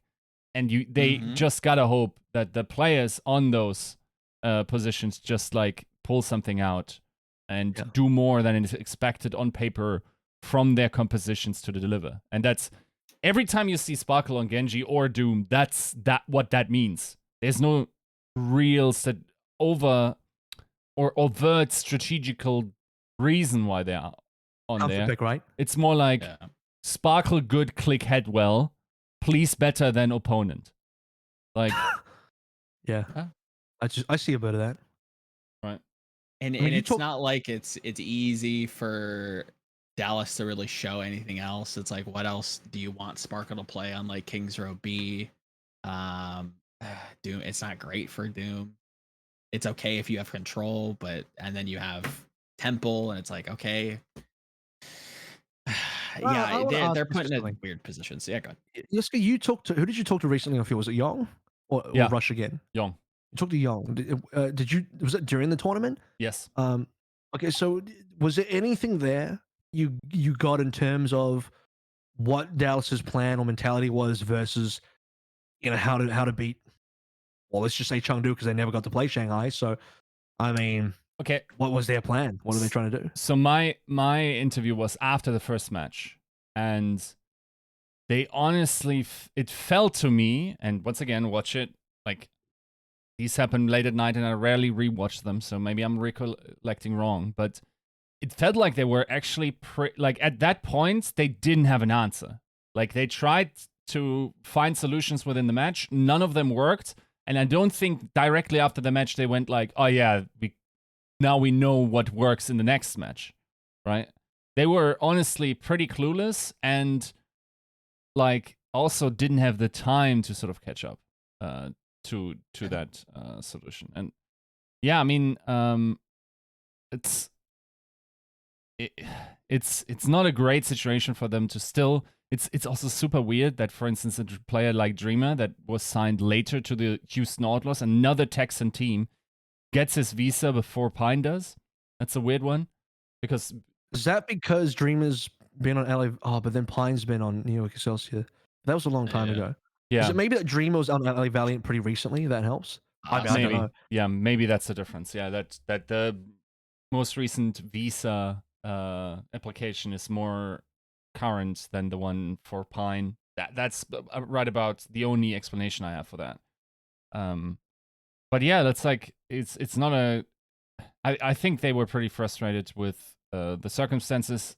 I mean, Rush was pretty vocal about the issues in regards to preparation time and whatnot already before the tournament, which is by the way a gargantuan difference. And everyone, like, I get that you don't want to discredit Chengdu's win, and you shouldn't. But if a coach tells you in advance, he's not crying after the fact, oh, we could have won if Yeah. XYZ. He says before the tournament, this is suboptimal. And whilst, like, at the same time, The format. The format and the travel. Then there's also like Atlanta, who had it even worse because of a flight delay. And we can talk about like Dallas being a little bit better about it because they paid extra for the flights and had like, I think, higher tiered flights, so to speak, at a different time. But I mean, yeah, at the end of the day, it's a definitive disadvantage. And if you're already behind in the meta, it most definitely doesn't help. But once again, as you pointed out, I don't think it would have mattered much. To me, this is almost a little bit scary for Dallas in regards to season playoffs, because we can assume no big balance changes will come in during Countdown Cup that will significantly alter the state of the meta. So you don't think so? Actually, it might get worse. If Winston gets banned, I don't feel good about Fuel. So I'm specifically talking about like actually season playoffs when there are no hero bans in place. Right? Oh, sorry. Right. Yeah, right. But every season we get a playoff patch. Every season we've had a meta change that has been kind of goofy and kind of not antithesis, because that kind of references a style, but it is different from what most teams but it are hits in stage 4 of the season. It hasn't hit yet. Like season 2, we have 3 stages of goats, then we switch to, and then we right. Same with pretty instrumental in stage 4 last time in season 3. Mm-hmm. Where's the playoff? It won't hit this time. Yeah. It won't hit this time though, because we're about to get into stage 4 very soon, around the corner. Yep. The patch we'll be playing on will be whatever the live patch now, I'm pretty sure is. And then we're going to have the hero bans, and then whatever the playoffs patch is going to be, we can preview that, because I'm sure Blizzard will put that onto live in advance, but we're not going to be playing that until playoffs. Bro, like, honestly, at this point, if I'm Dallas, I don't know if I care about the outcome of Countdown Cup, and I just start practicing something that has a chance to win season playoffs. I don't care that you... Well, they got enough points, right? They have enough points. Yeah. They are already qualified. I think they're all... Are they locked in for first place yet? And yes, as pointed out, like by Eric, no other team can catch up. Is that correct? Yeah, 100% first in an A. So that's already pretty secure. Good point though. Maybe the hitscan nerfs have something to do with that, and will make a difference. Though you would have to. I mean, look at the comps that were run. Doesn't seem like much of a difference would be made to the meta. Maybe there's adverse effects I'm not thinking about in the complexity of meta compositions, but still, like, maybe I just run ball comps, for instance, as if I'm Fuel. Have Fearless take like 4 or 5 weeks. That probably mid-September, so we have almost 2 months to prepare for knockout stages at this point. Maybe I just run that strategy in order to be up to snuff. Move some hero like pools around for the players. So maybe I look what makes sense for us to reallocate between Sparkle and Doha, and just try to a degree reinvent, so I have a chance. Because once again, like, if this patch isn't massive, or if no other massive patch comes in after Countdown Cup, you're playing pretty much the same Overwatch that you're currently playing. It's unlikely that we will have missed something like astronomical in this meta. Right. I don't think they can step it up on rush comps that would change that the way how these comps interact and how they counter each other. I don't see another option for the Dallas Fuel unless they literally get Pine in and something like completely like monumental happens for them, where it's like, he just has 60% headshot rate on Ashe, and that's why it works. Pine not coming by September? Who knows? I would imagine so, but speculatively, you'd have to imagine that it can't tank. I mean, if Pine can't come in by September, he literally is just not going to play a single game this year, is he? No. It's also, like, honestly, like, it's also quite interesting to see now that theoretically the advantage is now for NA teams, right? Like, it's bad for Dallas because the finals being in an NA means, like, it's probably harder for Pine to get there. Like if it had been in China, like he could have maybe played remote or like whatever it is, right? Or the team would have relocated earlier and could have scrimmed with him, whatever it is, right? But it also means that Asian teams have to come over. And Asian teams have to come over during a time where, honestly, probably not that many teams will scrim anymore. Like, especially outside, right? You do not have the support of your contenders teams. You do not have the support of the teams adjacent to you. You will have contenders. I'm sure contenders doesn't end in September. No. Yeah, but North American contenders teams. Yeah, that's what I'm talking about as well. Yeah, but are they inclined to help Asian teams practice necessarily? Or as much? No, they're not helping Asian teams. They're helping themselves. Contenders teams are doing their own practice for their own benefit. They're not doing it because we want to help this team. Sure. I'm sure there are some that probably would have some sort unless there's no contenders, unless contenders NA does not happen in September. I don't actually know if it will or not because I don't know what the contenders NA schedule is. Contenders NA and EU run a different type of format compared to other contenders. But what I'm saying is, when you're in a no hero pool meta, contenders teams will scrim Overwatch League teams, and everyone will scrim each other.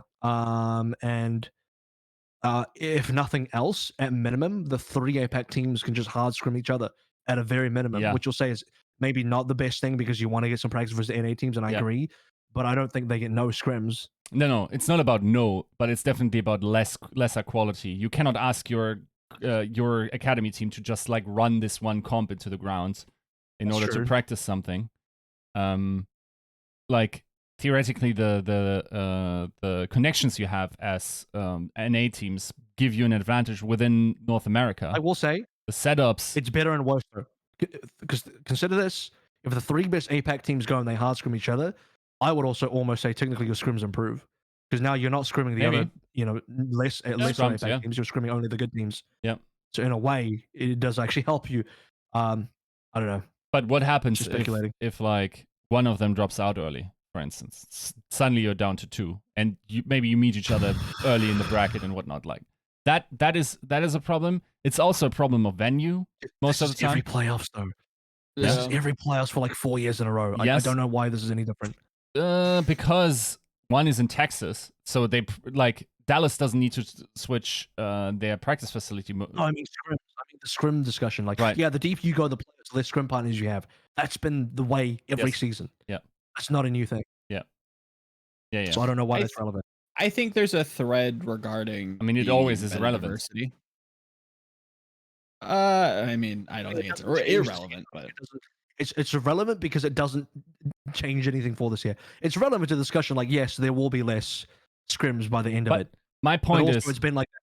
So what's the point in talking about that? Yeah, my point is, we are acknowledging that it is a disadvantage to the North American region to have to travel to Hawaii and set up scrims from there, live in a different time zone, like not have your perfect setups. Well, this time around we have the Overwatch League finals in NA. Coincidentally, the knockout stages are in Texas, pretty close to even Houston. So that's an advantage in a region that you can have advantages in. Of course, I mean, it's NA's problem that they don't have contenders or academy teams that can give them that advantage. That's their choice. Agreed. And then like LA is also not like astronomically far away for you to travel to as a Texan team, for instance. So while it shouldn't have a gigantic difference, like it's a difference that it's apparently we recognize for the NA teams in Hawaii. Yes, it will probably be like I can see, for instance, Asian teams relocating way earlier, like weeks earlier before after the season concludes. Content Club. When's the last? Shanghai, because they know they're in. If you're any other team that don't know you, if you don't know you're in, you can't quite do that. But Shanghai can just go whenever, really. Yeah. When is maybe Eric can look that up? Like once the Countdown Cup match is scheduled, and when does the season playoffs start? Because it doesn't feel like long. It's probably like 2 weeks. 15th of August. Hang on, no, I'm wrong. 22nd of August, 4th of September. That's right. 22nd of August is the grand final of Countdown Cup. 4th of September is the first match of playoffs.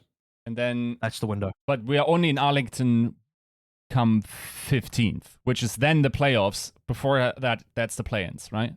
So yeah, 4th of September is play-ins, correct? Right. But if you're China, if you're APAC third seed, you're going through the play-ins. Yeah. But APAC 1 and 2 can just go straight to Texas. even then, you only have like 2 weeks to relocate as a top 2 seed in Asia, right? That's not that long. Like you can be in America 2 weeks earlier, yeah. I doubt they will do that, by the way, but you could be. And then for the third seed from APAC, you're only coming in like 1.5 or 1 week earlier. Oh, this is so whack.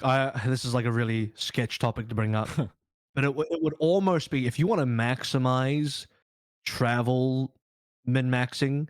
If you're Shanghai, knowing that you're already in, a strategic play may legitimately be to skip the Countdown Cup tournament entirely and go straight to Texas. Yep. Because you're already in anyway. Yep. That is a legitimate tactical solution. Eric, do they have a match in the last week of Countdown Cup? It doesn't matter. No, it matters because then you throw 3 games, travel 2 weeks earlier, never participate in Countdown Cup, and could have a full month in Texas. You know? Yeah, because you're locked in first. Shanghai have the final game of doesn't matter. Cup Oh, okay, season. that's They unlucky. have Shanghai versus Guangzhou. That was their last game. Okay, that's Yeah, unlucky. just That's in the ping. second week. Play on ping? None of it matters. Yeah, just you're throwing anyways. Why not? Play on ping. I'm here so I don't get fined. I don't care. I'm playing for the championship. If that's all that matters. Theoretically, you're not wrong. You go to Texas now, and you just play versus Guangzhou and the rest of the APAC teams on ping, and then you're soft throwing, but no one can do anything against you because you're still showing up to the matches and doing your best. Bro, you obviously. that's playing like Overwatch speed chess, like. it's soft throwing in the matter where like no one can accuse you of throwing because you're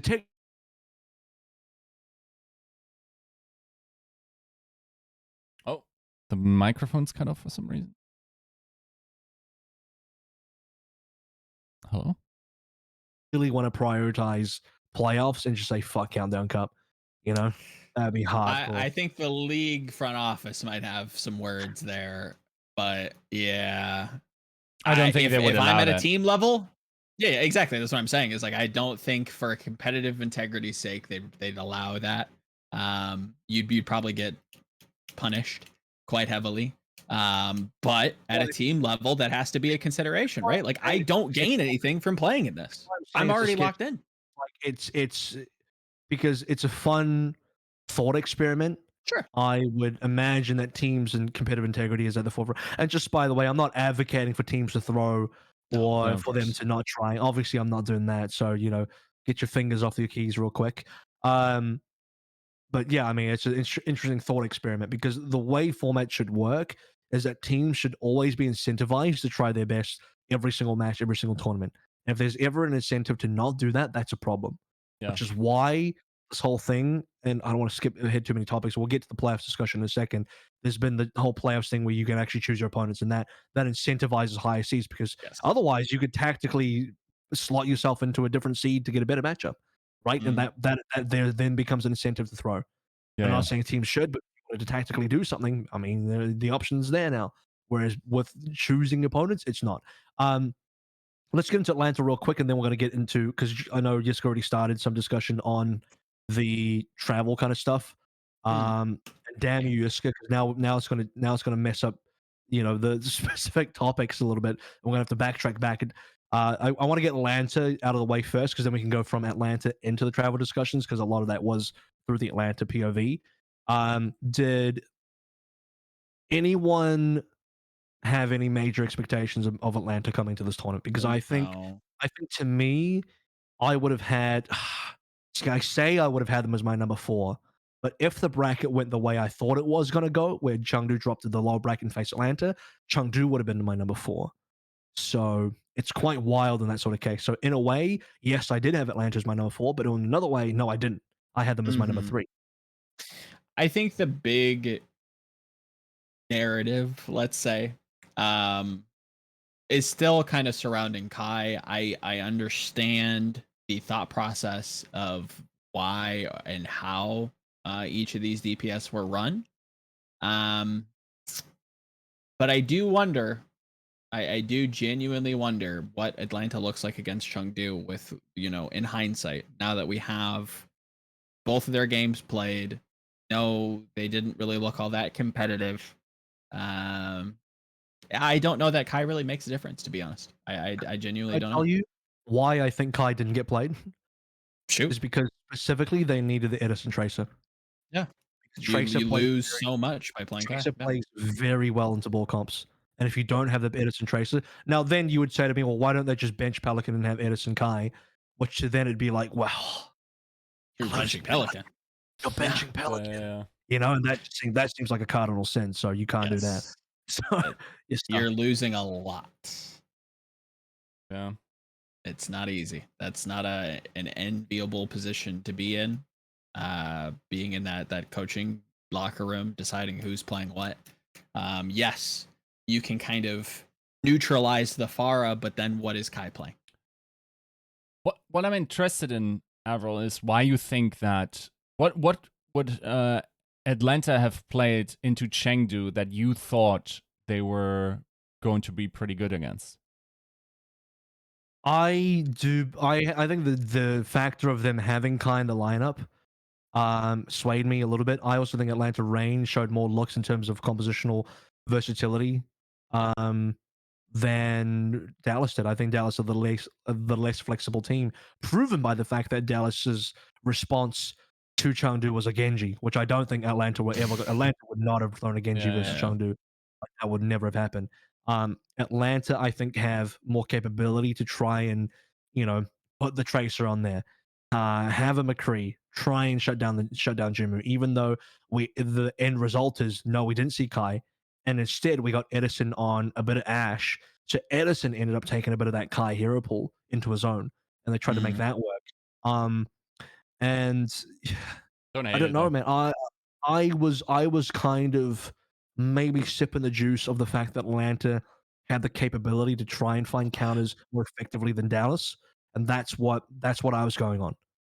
Did you think Chengdu would be playing more Pharah than they ended up doing over this tournament? I think Chengdu, I think the misconception of Chengdu is that they're gonna play more Pharah than you think. I think people always think they're gonna be playing more Pharah than what should I say here? People assume Chengdu are going to play more Pharah. When I think Chengdu are more specific about when they actually bring through the Pharah. Even though last episode I literally said they make it a priority. They make it a priority when they find the right matchup for it. Mm-hmm. I don't think they force as far as much as people think they do, and that becomes a bit of a misconception of the team. I think Jimmu plays a lot more Sombra than Pharah, actually, if you look at his play rates and his play time. So I don't think Pharah was as much of a discussion. I think it is. I think if Pharah it becomes relevant, let's say Atlanta really does want to play a lot more Brawl, then Pharah becomes a lot more relevant, in which case I think Kai is, he's a much better option, or he's at least an option that Atlanta can take. I think Atlanta coming through the knockout brackets, I was a lot more confident looking at what Atlanta was bringing to the table through the NA knockouts than I think Dallas was perhaps slightly shakier, especially in their versatility. So there was just more backing of Atlanta from my POV. Yep. Same, very similar thought process. I thought Chengdu was going to be playing a lot more Pharah. I thought that NA teams are actually going to be playing a little bit more of the Brawl look, which obviously enables that. And we saw Atlanta. We saw Atlanta in the lower bracket kind of run that experiment with Sparkle on Pharah, looking at the last control map and how successful that still was. Granted, it's Edison, but I don't think, like we've kind of danced around, that you can sacrifice so much. I don't think any of these maps give you the matchups to say, yes, I want Kai playing Ash or McCree 100% of the time, and that's all we can play. So I'm going to add one more thing here as well, and I will be very honest and admit that I did not think Chengdu were going to come to this tournament as good as they did, despite me saying it could be an APAC 1-2 finish, and despite me really wanting to pred Chengdu over Dallas. That was more so because I think Dallas's specific read on the meta, their ability to adapt to the meta, was kind of weak coming into this, whereas I think Atlanta's ability was much stronger. So I had maybe Chengdu as a bit weaker than they actually came in with, and I've had Atlanta a bit stronger than I thought than they actually came in with, which is why I had the Atlanta over Chengdu if that matchup actually ended up happening, which it didn't. Can I pose this to the two of you? And this is still something that I feel kind of strongly about, but I'm not entirely too sure. if, let's say, both of the NA play-in matches go slightly differently, so that Justice beats the Dallas Fuel and goes to Hawaii, and the Gladiators beat the Atlanta Reign and go to Hawaii in their stead, do you think that those teams had a particular meta read that would have made these matches more competitive, but not necessarily changing the outcome? I'll start by saying that I think those two teams would have more capability of attempting to maybe play a mirror, but I think their mirror would have been worse. I think they'd be far less practiced on it. Their verticals on how good they would be on them would be kind of worse as well. Yeah, I don't think they would have. I think they would have been more flexible in terms of what they can play into it. But you ultimately, if any NA team tried to mirror Shanghai Chengdu, totally. they'd just be playing like a worse version. A worse version. Yeah, Yeah, I agree. 100%.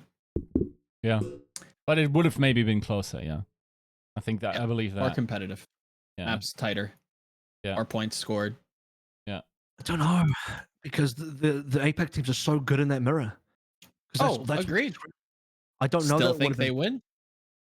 I think the APAC teams still win, but I don't know that it would be, you guys are saying that there would have been more maps or would have been closer. I don't know that it would have.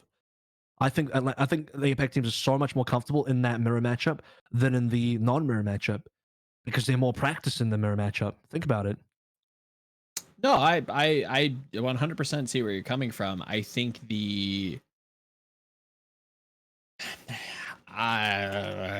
Dive's a particularly. I think Dive.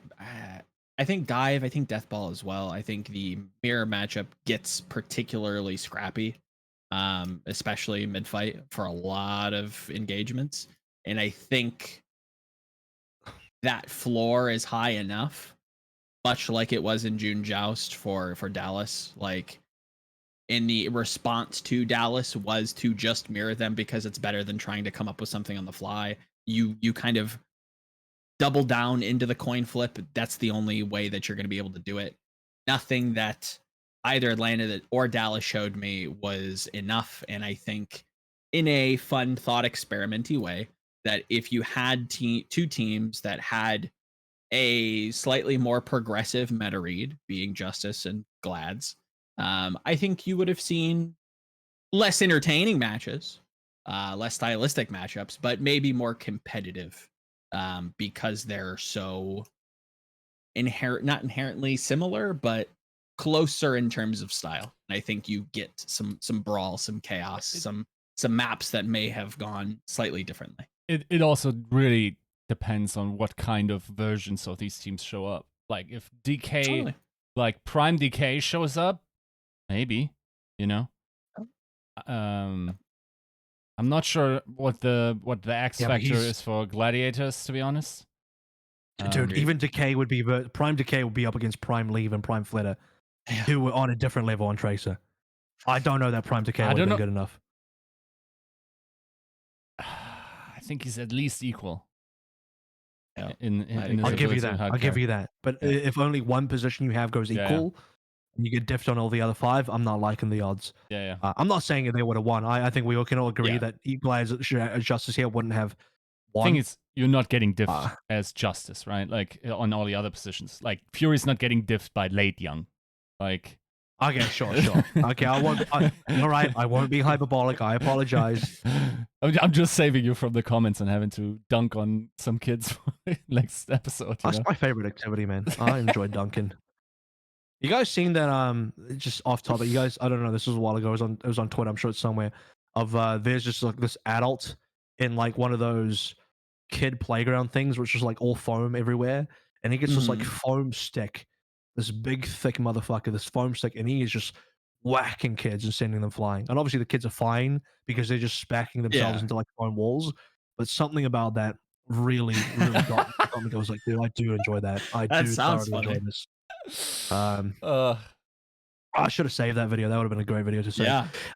So any particular thoughts about Atlanta versus Dallas? Because we talked plenty about the NA teams versus the APAC teams, and that's an interesting discussion.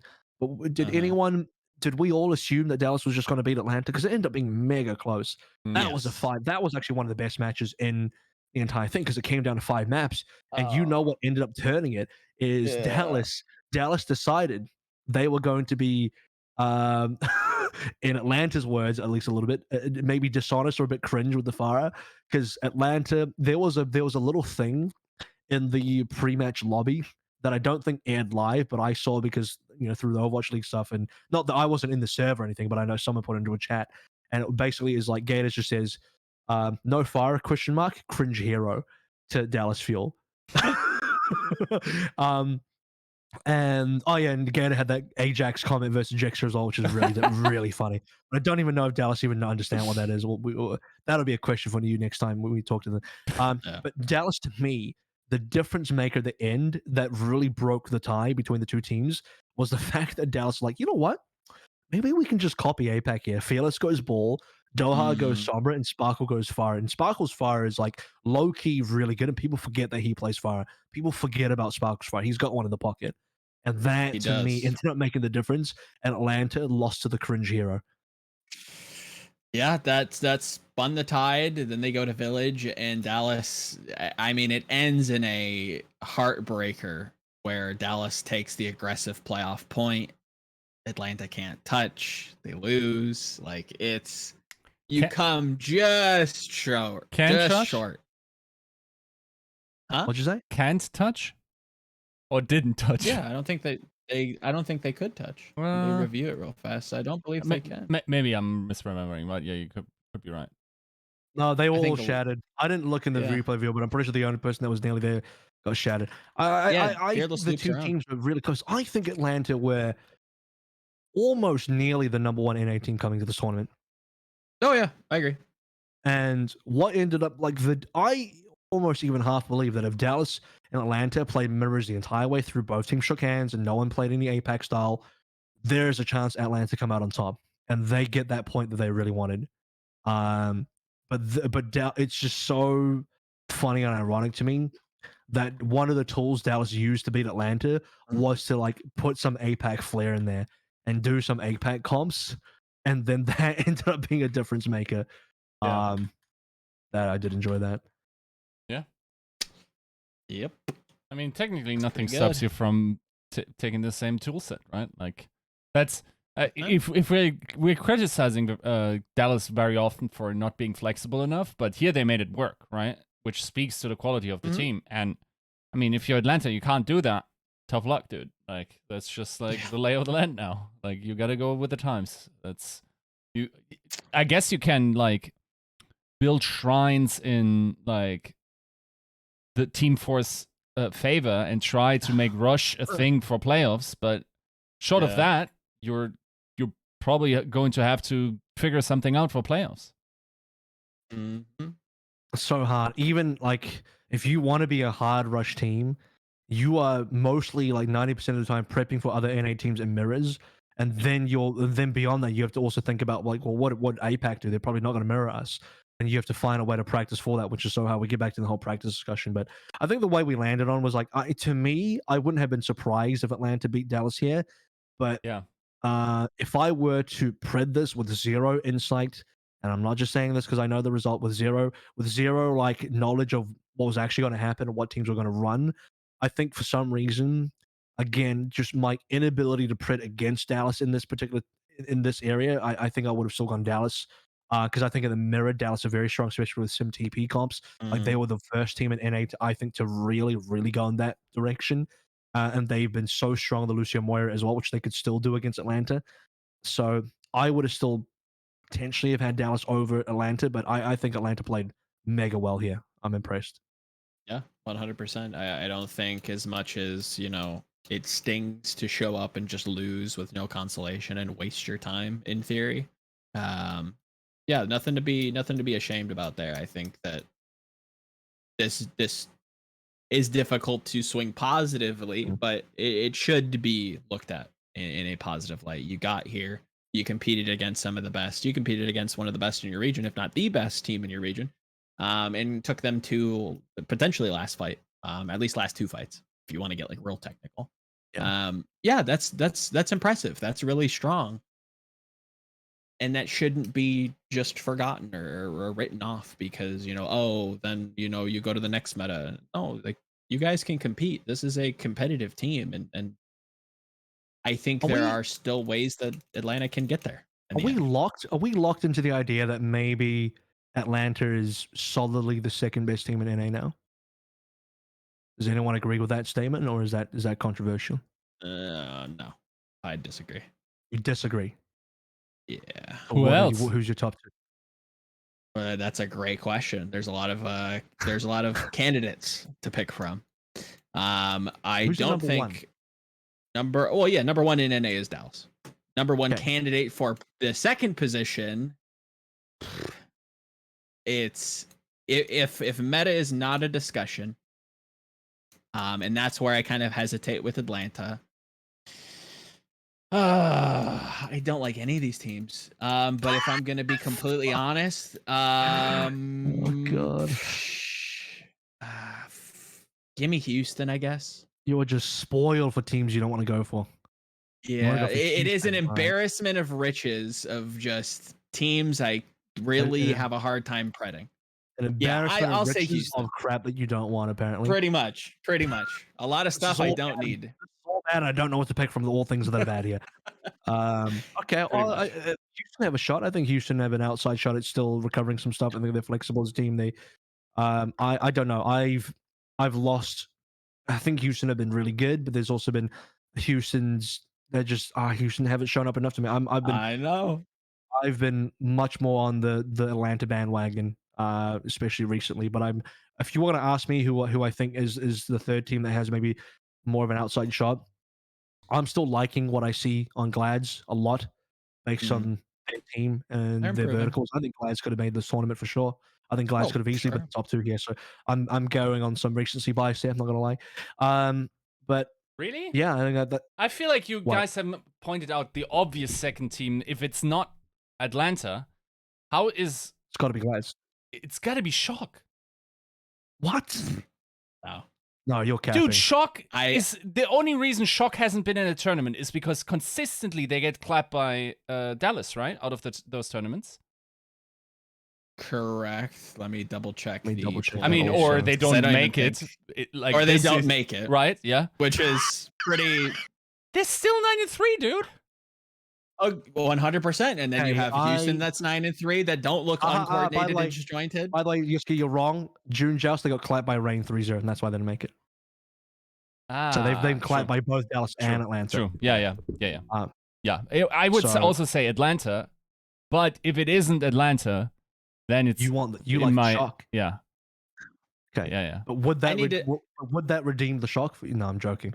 I need to see a lot more from Shock before they get pushed up. I think they're a candidate for that position, but I don't think they're a strong candidate. Okay.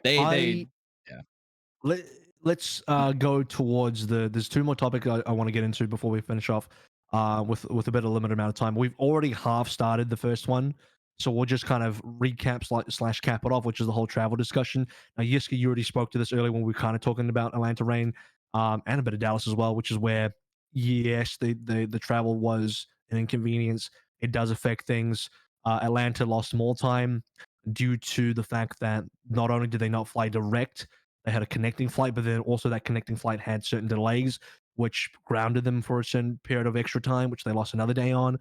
So they definitely came in a much worse state and with less practice as well. Now, at the start of the show, I made the comment that I would have said that even if they got the full week of practice and didn't have to go to Hawaii, I don't think they would have won. I still stand by that because I think it's NA, which is behind the meta here. Yeah. But that doesn't mean I don't acknowledge that it is a disadvantage and that the traveling is an inconvenience. So this is where I'm going to say that 100%. I do think this is rough for the NA teams.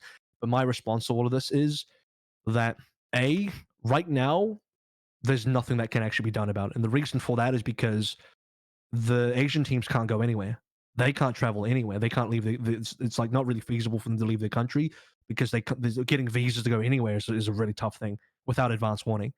The schedule just does not allow for it. You'd have to have like a 2 to 3 week break between the knockouts ending and the tournament starting, and that would kill all, momentum leading up to a tournament. And then you'd have to have another break after that before the next stage, right? So it's all quite messy. So you can't do that. So if you want to have international competition, which I think everyone wants, I think at the end of the day, no one wants to not have international competition. This is what ends up having to happen. The NA teams have to travel. because North America and United States as a country is big enough that you can go as far into the Pacific as possible to try and get the lowest ping possible to make it fair. So it's unfortunate, but I don't see a solution. This is just what it is. Yeah, and I think there were some points from Hawk's tweets that made a lot of sense. I also think like that perception is like really tainted by whatever value attribution North American sports have, where it's like, oh, it's all about the season playoffs. Like his point, like this Glads match meant nothing. Him, of course, talking about like them beating Glads in the knockout stages. Meaning nothing. No, it means you beat the Los Angeles Gladiators, one of the best teams in your North American region. That means something, right? And only because you're not being rewarded for it in terms of standings. And yes, I agree that also fans think in these things. It's still fundamentally wrong to not consider that to be of value, right? And at the same time, though, I also think that there was some criticism towards like heart of the competitor and like it's better to stay at home, like in terms of like criticizing them specifically for that. To that I say, no, it's the heart of the competitor, because what this team could instead do is take the time that they are not traveling to Hawaii and sitting on 48-hour travel schedules to actually prepare for the season playoffs or like playoffs that matter seemingly to everyone watching in North America more, and therefore increasing their chances. Yes, they are playing for the chance to gain points. I completely agree with that there. I just don't see it as a disagreement of the heart of a competitor to be salty about like having very little variance, very little opportunity to show that you're a better team. We only have 16 matches. Like it's a problem, and it's a COVID-related problem for sure, but it is a problem, and that would have to be amended in future seasons. And yes, it's also a problem of like keeping the viewers' attention and oversaturation of matches. We're already dropping viewers in the mid-season once again. Like that's a problem. How do you figure that out? In terms of competitive integrity, it's very clear that you want more matches. Like we had too many matches probably, and it was hurting players at 40. Now we'd have too few matches, and it's hurting players because they cannot, like there's too much daily variance, and there's huge variance in strength of schedule, depending on if you play like Vancouver twice this season or if you play Dallas twice this season. So that is all fair points of criticism. The thing is... That's where I kind of... So, go ahead, sorry. I didn't mean to cut off. The thing is, once you get to Hawaii, you're playing for the opportunity to get these extra points in order to get ahead there. And I get that you have a competitive disadvantage by traveling there, more so because your travel experience was atrocious. Like I heard 48 hours travel on a travel that usually takes like 15, right? So, or is it 15? I'm not even sure. Maybe I'm talking out of order here. But at the end of the day, it's really like an unfortunate position that is not regular, right? Like Dallas didn't have the same experience as you guys did. So I don't know. I think in general, there are some good points in there. There's also the context of, dude, he tweeted that after the match. Like, give the guy a break. Yeah, you're gonna be upset. You're gonna be a little bit, annoyed after losing, and it's gonna feel pointless because you feel like you didn't get anything out of it. Yeah. But Yiska's right. Like the fact that you went means you got the chance to win more points. No one's gonna not go. I think this entire notion of like, oh yeah, just going was pointless. We should have just lost the guys. That's bullshit. If that's true, don't go to Hawaii next stage. Just go, stay home. Just throw the match and don't go. Let me promise you, no team will do that, and every team will still try and go. You know why? Because you get way more benefit out of going than not going. Yeah, 100%. That's it. Yeah. I mean, that's what you play for, right? It would probably also feel different if there was live audience and whatnot, and you had the weight of the situation. You had a feeling for that.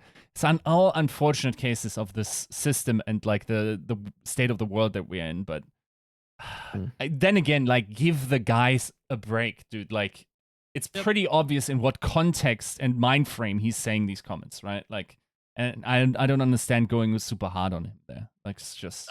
Joe, your thoughts? You had final thoughts on this, maybe? My biggest takeaway was of the format discussion. Like we said, there's not much that can be done with the state of the world. You can't get visas on short notice, therefore you can't really have, international teams really all having to bite the bullet of travel. I think this is we've kind of rubber band from too many matches, like Yiska said, to too few matches. And again, you can criticize you can't make everybody happy, but the other aisle of the argument does have a lot of merit, right? You do have too much variance on a day-to-day. You also have a format that's inherently variance based, with hero pools and whatnot. So the format is not perfect. I don't think anybody ever claimed it to be perfect, and hopefully we iterate on it as we continue forward. And yeah, I think that we're getting closer to a good midpoint, and hopefully hero pools can finally die. Thank you. That's my TED Talk. Only after Count No Cup, Joe. Only after Count No Cup. Sure. Real quick as well, we'll just breeze over this one. Obviously, a bit of discussion over the weekend about where MVPs are again. I did a bit of a push for leave. He said he would split his tournament winnings with me, which is why I'm doing this. I'm joking. But yeah, I mean, I the reason why I push this is because, and just by the way, I don't think Fearless and Lip shouldn't be like, for some reason, like, it's not just because I'm saying leave, it's like I'm discounting Lip and Fearless. Like, I was also the one that pushed Lip, by the way, so I pushed a few people by now. I didn't push Fearless because other people did enough of that. Yeah. You don't need a fucking another 50th voice pushing Fearless from people that are slightly relevant or whatever. Nope. The point is that I've seen enough from Leave that I'm convinced that he should be well and truly among the discussion, if not potentially a front runner. Yep. And it depends on what your metric is. And a lot of people in this discussion about MVP have different metrics about what they think constitutes as an MVP. There's the literal word of the law of what MVP is, which is the most valuable player. And people use the metric of like, oh, who could you remove from a player that would make the biggest difference? And that's their like metric. And then there's other people who are just like, incorrectly, who's just like, oh, who's the most popular player? And then there's other people who's like, well, who's the best player? And I'm sort of in the camp where like I lean towards who the best player is.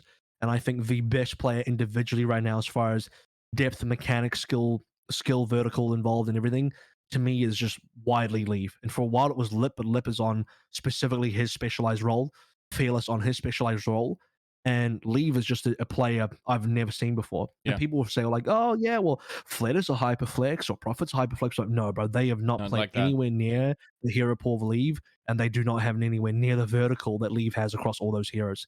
I've seen Prophet and Fled try and play a few heroes this season, and they were not up to scratch. Whereas everything Leave has played has been, if not top tier, to like pretty fucking good. Yeah. I think the only thing he played recently, which I wasn't mega impressed with, was maybe Genji, but the Genji's not been very relevant. Sure. And maybe one other pick where I'm like, this is probably not the best hero for Leave.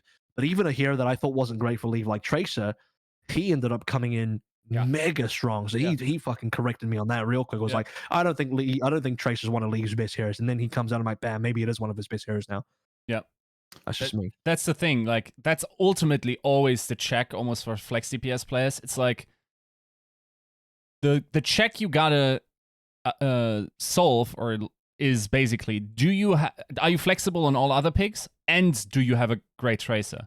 There weren't that many people in Overwatch League that could ever say yes to that. Like Prophet was one of them, maybe. Like Fledder was one of them. Lip also to a degree has it. There's not many others. You either have a great tracer or you have a good Genji, Pharah, Doomfist, whatever, right? Like Haxal never had a tracer. That's stuff like that, right? So that was sort of like the check for you to see if someone really is a hyperflex. And with Leave, not just adding, like, if you look at Sparkle, that's what you usually expect from a hyperflex, that level of tracer. Bro, Leave is the best tracer in the Overwatch League right now, and is a hyperflex on everything else. It's like that. I don't think we've seen anything like this before, and that's why I've never seen a player this flexible ever. Dude, the amount of times. By the way, like, just like a quote that's stuck in my mind from Luke in that interview is just like, so I ask like, what is it like playing with Leave, and Luke just goes, I think he's a genius. Like, it's also in the intangible that he brings and how he thinks about Overwatch. Like, If you think this guy just sits there quietly and is a quiet Terminator and has nothing else to contribute, that's also wrong. He's also like nuts behind the game. Terminators are calculating. They got that red vision calculating all the time. Yeah, because we know from assessing threats from certain players like Decay, they won't have too much to say in comms, right? But like that apparently isn't the case. Like it's not like Leaf goes home and like his job is done and he grinds aim lab for 10 hours. He actually has contributions towards that team, right? So I mean, at that age, come on, dude. Like I had a hard time coming around. It's undeniable at this point that this guy's like, for me also at the moment, MVP frontrunner. And it can't be Fearless for me because once again, like you have to demonstrate the full breadth of your champion pool. And if you get gapped but in Brawl every other tournament, and that pretty much turns out one of the reasons why your team can't compete for the title, unfortunately you can't be MVP on my ballot. But he's the protagonist. But Overwatch is an anime, Yiska. The protagonist can't lose. He can be on the ballot, but he sure as hell can lose. I think the protagonist has to win at the end of the day. That's how an anime works. You have him come back in the next tournament arc. It's okay. Growth. That's how we get growth in our characters, right? Right, anime viewers. Yeah. I like Leaf. I like Leaf a lot. I think he's very good. I need to see a bit more of that same level of flair so that you can't chalk this up to variance. I think we're on a little bit of recency bias because he has had a no, we're not. I don't believe we are. Who else? I've been casting the guy. No. I know you have been very high on him for a long time. I can't claim that. But I think there is a big world, very possible world, where we come into Countdown Cup. Chengdu have a pretty underwhelming performance, thus driving his stocks down. He doesn't perform. He has one fantastic tournament. You cannot take that away from him. He has had a fantastic echo all season. That would be the definition of a recency bias. If he has one tournament, suddenly everyone's like, no, not anymore. That is literally recency bias. But okay, that's also fine. If you have a player that consistently performed throughout the entire season to a similar level that Leaf is right now, and I think legitimate Fearless is out for me in terms of comparison. That's fair. I think if you told me Lip, then I wouldn't hate that. I think that's a fair shout. I think if you told me Void, I wouldn't hate that, even though it's quiet and boring in a sense. But unfortunately the case. Fledder, I'm going and then you can't tell me many more names where I'm no, of course not. Yeah, I don't think Leave is out of like the top discussion. But I do like his echo. Don't get me wrong. I've liked this kid for a long time. I'm not some Leave hater. But I see a lot of the same arguments, and you can apply them better to a lot of the Shanghai members. I'm not gonna lie. I think I like Leaf. Don't get me wrong. I think he's in discussion for the top spot, but I'm willing to give this until the end of the season before I make like a final call because it is too close. Well, I mean, I'm not Leaf voting today. I'm not voting now. What it is to me, and I'll admit this publicly, and I'll stand by this, and I will fully commit to this.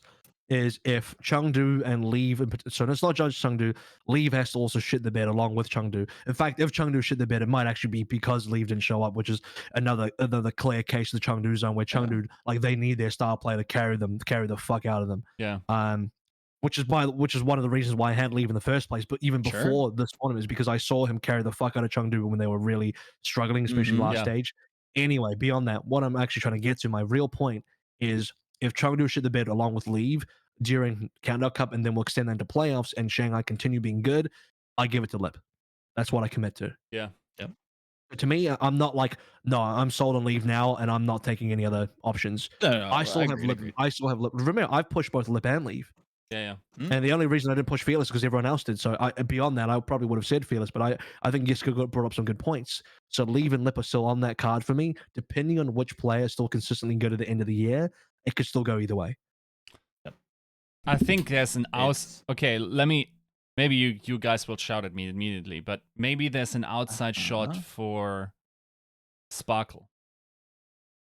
Okay, I see it. I can see it. Because Um, like as a star Yeah. player, like he had to flex in a lot of uncomfortable positions, not through the fault of his own, but like the issues that his team has at the moment. And for that, he's done a pretty serviceable job. And like I think he was never worse than good on any of his picks this season. Sure. Yeah. But again, a ballot position. I can't unless you get something crazy. And even then, yeah, I think he's just too far behind to win. MVP. That doesn't say that he's a bad player. That doesn't say that he's not deserving of a nomination. But when you have 2 DPS on the Shanghai Dragons that argue statistically, that argue flexibility wise, that have been as consistent, if not more consistent, yeah, it's hard to argue. Lip and Flint tick more boxes for me. I think that's what it comes down to. Versus Sparkle. I think Sparkle's been great on Dallas. I think Sparkle's brought a lot to the team. I think you're right, Yiska. He has had to fill some uncomfortable positions. Tracer, especially at the start of the year, was one of them. Yeah, I don't know. Like, I think Sparkle needs a meta that's good for him. I still think Sparkle is somewhat of a meta dependent player. Because I still think there has been and can be and will be bad metas for Sparkle because he doesn't quite bring the same level of flexibility, and that is most widely pronounced in the hit scans. You will notice that Leave plays all the hero that Sparkle does. Yep. Some of them vertically higher. Trace 100%. I'll argue that Sparkle's Doom and Genji are definitely better than Leaves. I'll give that to Sparkle. Yep. I will say that Echo goes the way of Leave. But then then you go beyond Sparkle's hero pool. You're like, hang on a second. Oh, that's right. Sparkle doesn't play any of the hit scans except for fucking legs. And then Leave plays, all of them. Yeah. His McCree his McCree gameplay, his Ashe gameplay. He's actually the best McCree and the best Ashe on his own team. Yeah. His Widowmaker has actually been a bit dodgy in game, tournament play in matches, and I think he said something along the lines that he gets a bit nervous playing Widowmaker in officials, but apparently he slaps on Widowmaker in scrims, so he's a scrim god on the Widow apparently. But that aside, my point is, Leave for whatever reason is just expert across multiple aiming disciplines on hit scan, projectile, flex, tracking, everything. It's unbelievable. And he just exceeds every other player. So I'm inclined that my personal metric for MVP goes down to just individually who is the best player in the Overwatch League. And that is how I define who is most valuable. Because if you're the best player in the Overwatch League, I define you as being the most valuable player. Yeah. That's my definition. Yes. I think at the kind of talking through this, I think my ballot literally is not in any particular order. Fleta, Lip, Leaf. The only 3 people I think You give Flavor a can win. You give him a back-to-back. I think those are the only 3 people who can win. I have Void over and I would Fleta. not scoff at it. You have who? Void over Fleta. I have Easyaki on the table, actually. That's one I haven't talked about. I have Easyaki on the table. Because I think he's been solid this year. I think he's had a great performance. Agreed. I think he's been a bit on the down low because, support probably doesn't get as much love. Oh yeah. 100%. But yeah, he's been there for me, for sure. Yeah, it's for me it's hard to shift weight off of DPS, especially in the Overwatch that we're playing these days. I feel for them like at a primal level at the amount of stuff that they have to do, and these 3 players have done so much. You know why I have Lip high as well? It's because his vertical is so fucking high. It's unbelievable. It's like nuts. Even though he's a specialist, he's not a flex like some of the other guys are talking about. But as far as like, if you are going to be a specialist and you want to be competing for an MVP as a specialist, your vertical has to be monstrous. I'm talking like Arn's last year, monstrous. His vertical Widowmaker was at the very tippy top. He was the fucking number 1. And his vertical was so damn high on it that if you're going to be that much of a specialist, you better be the damn best. And right now, I believe Lip is overall the best hit scan we have. And then on top of that, he has an extremely damn good trace result, which is something that I think a lot of other hit scans lack in their pool. And we had this discussion maybe last week or the week before where, Tracers started to move towards the more flex DPS role than the hit scan DPS role, but Lip's one of the few guys that can still bring out a Tracer on the hit scan, which a lot of players can't. Any final shouts or any final thoughts on this as we're about to wrap up the episode? I'm really trying to give NA some representation here, but I really can't think of anybody that like is like impervious. Okay, can I say one thing about NA? People will bring up like, oh, obviously Pelican. No, he's going for Rookie of the Year. That's a different award. Rookies are not in the MVP discussion. They are going for ROTY, and I don't think a rookie should also win MVP. I think those should be separate pools of players entirely. If you go for Rookie of the Year, you're not getting MVP, and obviously you can't be Rookie of the Year if you're already a veteran and not a rookie. That's just my belief. And some people be like, why can't you win both? I think the spirit of the awards gets kind of shot in the foot if you do that. If you give one player both, it's just kind of pointless. They're literally the same award for different pools of players. It's literally a Rookie of the Year is still an MVP award. What is the point in giving an MVP twice to the same person? Doesn't make any damn sense to me. Yeah, it doesn't make sense in Overwatch simply because like rookies used to be sometimes the best player in the league, and therefore it was a problem. I think now it's not so much. I don't think any rookie we have had this season actually has a chance of MVP. I wouldn't close yourself off to the possibility. I still think that Alarm probably deserved to win both, to be completely honest. I think that he did enough. I think he was statistically abhorrent, outlandish, I think you could the say outlier. Yes, but I think in the literal sense, there's no way he could win both, and he shouldn't win both. In my opinion, I just don't think the same player should get both awards. But I think you could say spiritually he was so good that if it was possible for him to get MVP, maybe he could have gone then as well. But yeah, Joe, I'm looking at NA plays. It's hard for me as well. Decay hasn't had a good enough season. Kev's just been great on Gladiators, but Gladiators have been really shaky as well. Even though I'm the guy that says like, oh yeah, what about it doesn't have to be the best player on the best team. Yeah, but like that's because this is what people. And then I think somebody brought up was like, oh, why don't you just pick like fucking Aspire and try to define them or something like that? I'm like, no, bro, but this is not the same discussion because those players you're bringing up on those teams are not as good as Leave. They're not on the same tier. Yeah. So it's like it's not just about picking the best player on any team that's underperforming. We're not fucking picking, it's not going to go to Spark or London Spitfire. Well, there is a limit here. Anyway, I think it's been tough. Maybe Iris. Iris has been honestly doing a lot. Iris comes to mind. I don't know. I think I've definitely snubbed him in terms of Rookie of the Year, but in terms of MVP, it's just like I don't know. It's hard to argue. Those top three are hard to argue. After Fearless Leave, it just gets too hard. Unless you just want to go all Shanghai players, Yeah. Somebody needs to have a blowout last stage to really be in the discussion. Or you really love Hunbin Fielder or something. You want to go to one of those guys. Or Alarm again. I mean, I'd have to look, but yeah, it's tough. That one's hard. We're not going to get deep into. We're not even going to shallow into this actually. But playoffs information did get announced. That is available on the Overwatch League website now. I thought it'd be a better idea to dive deeper into that for next episode and also the Countdown Cup stuff next episode, as well as the hero pools, just so that we can have one holistic episode this time around, only like kind of looking backwards a little bit in the rearview mirror about what happened on the weekend and talking about that and where we think things are now based on that. And then next weekend, guys, when we come back for episode 185, we're going to be addressing our preview for the Countdown Cup expectations. Where is the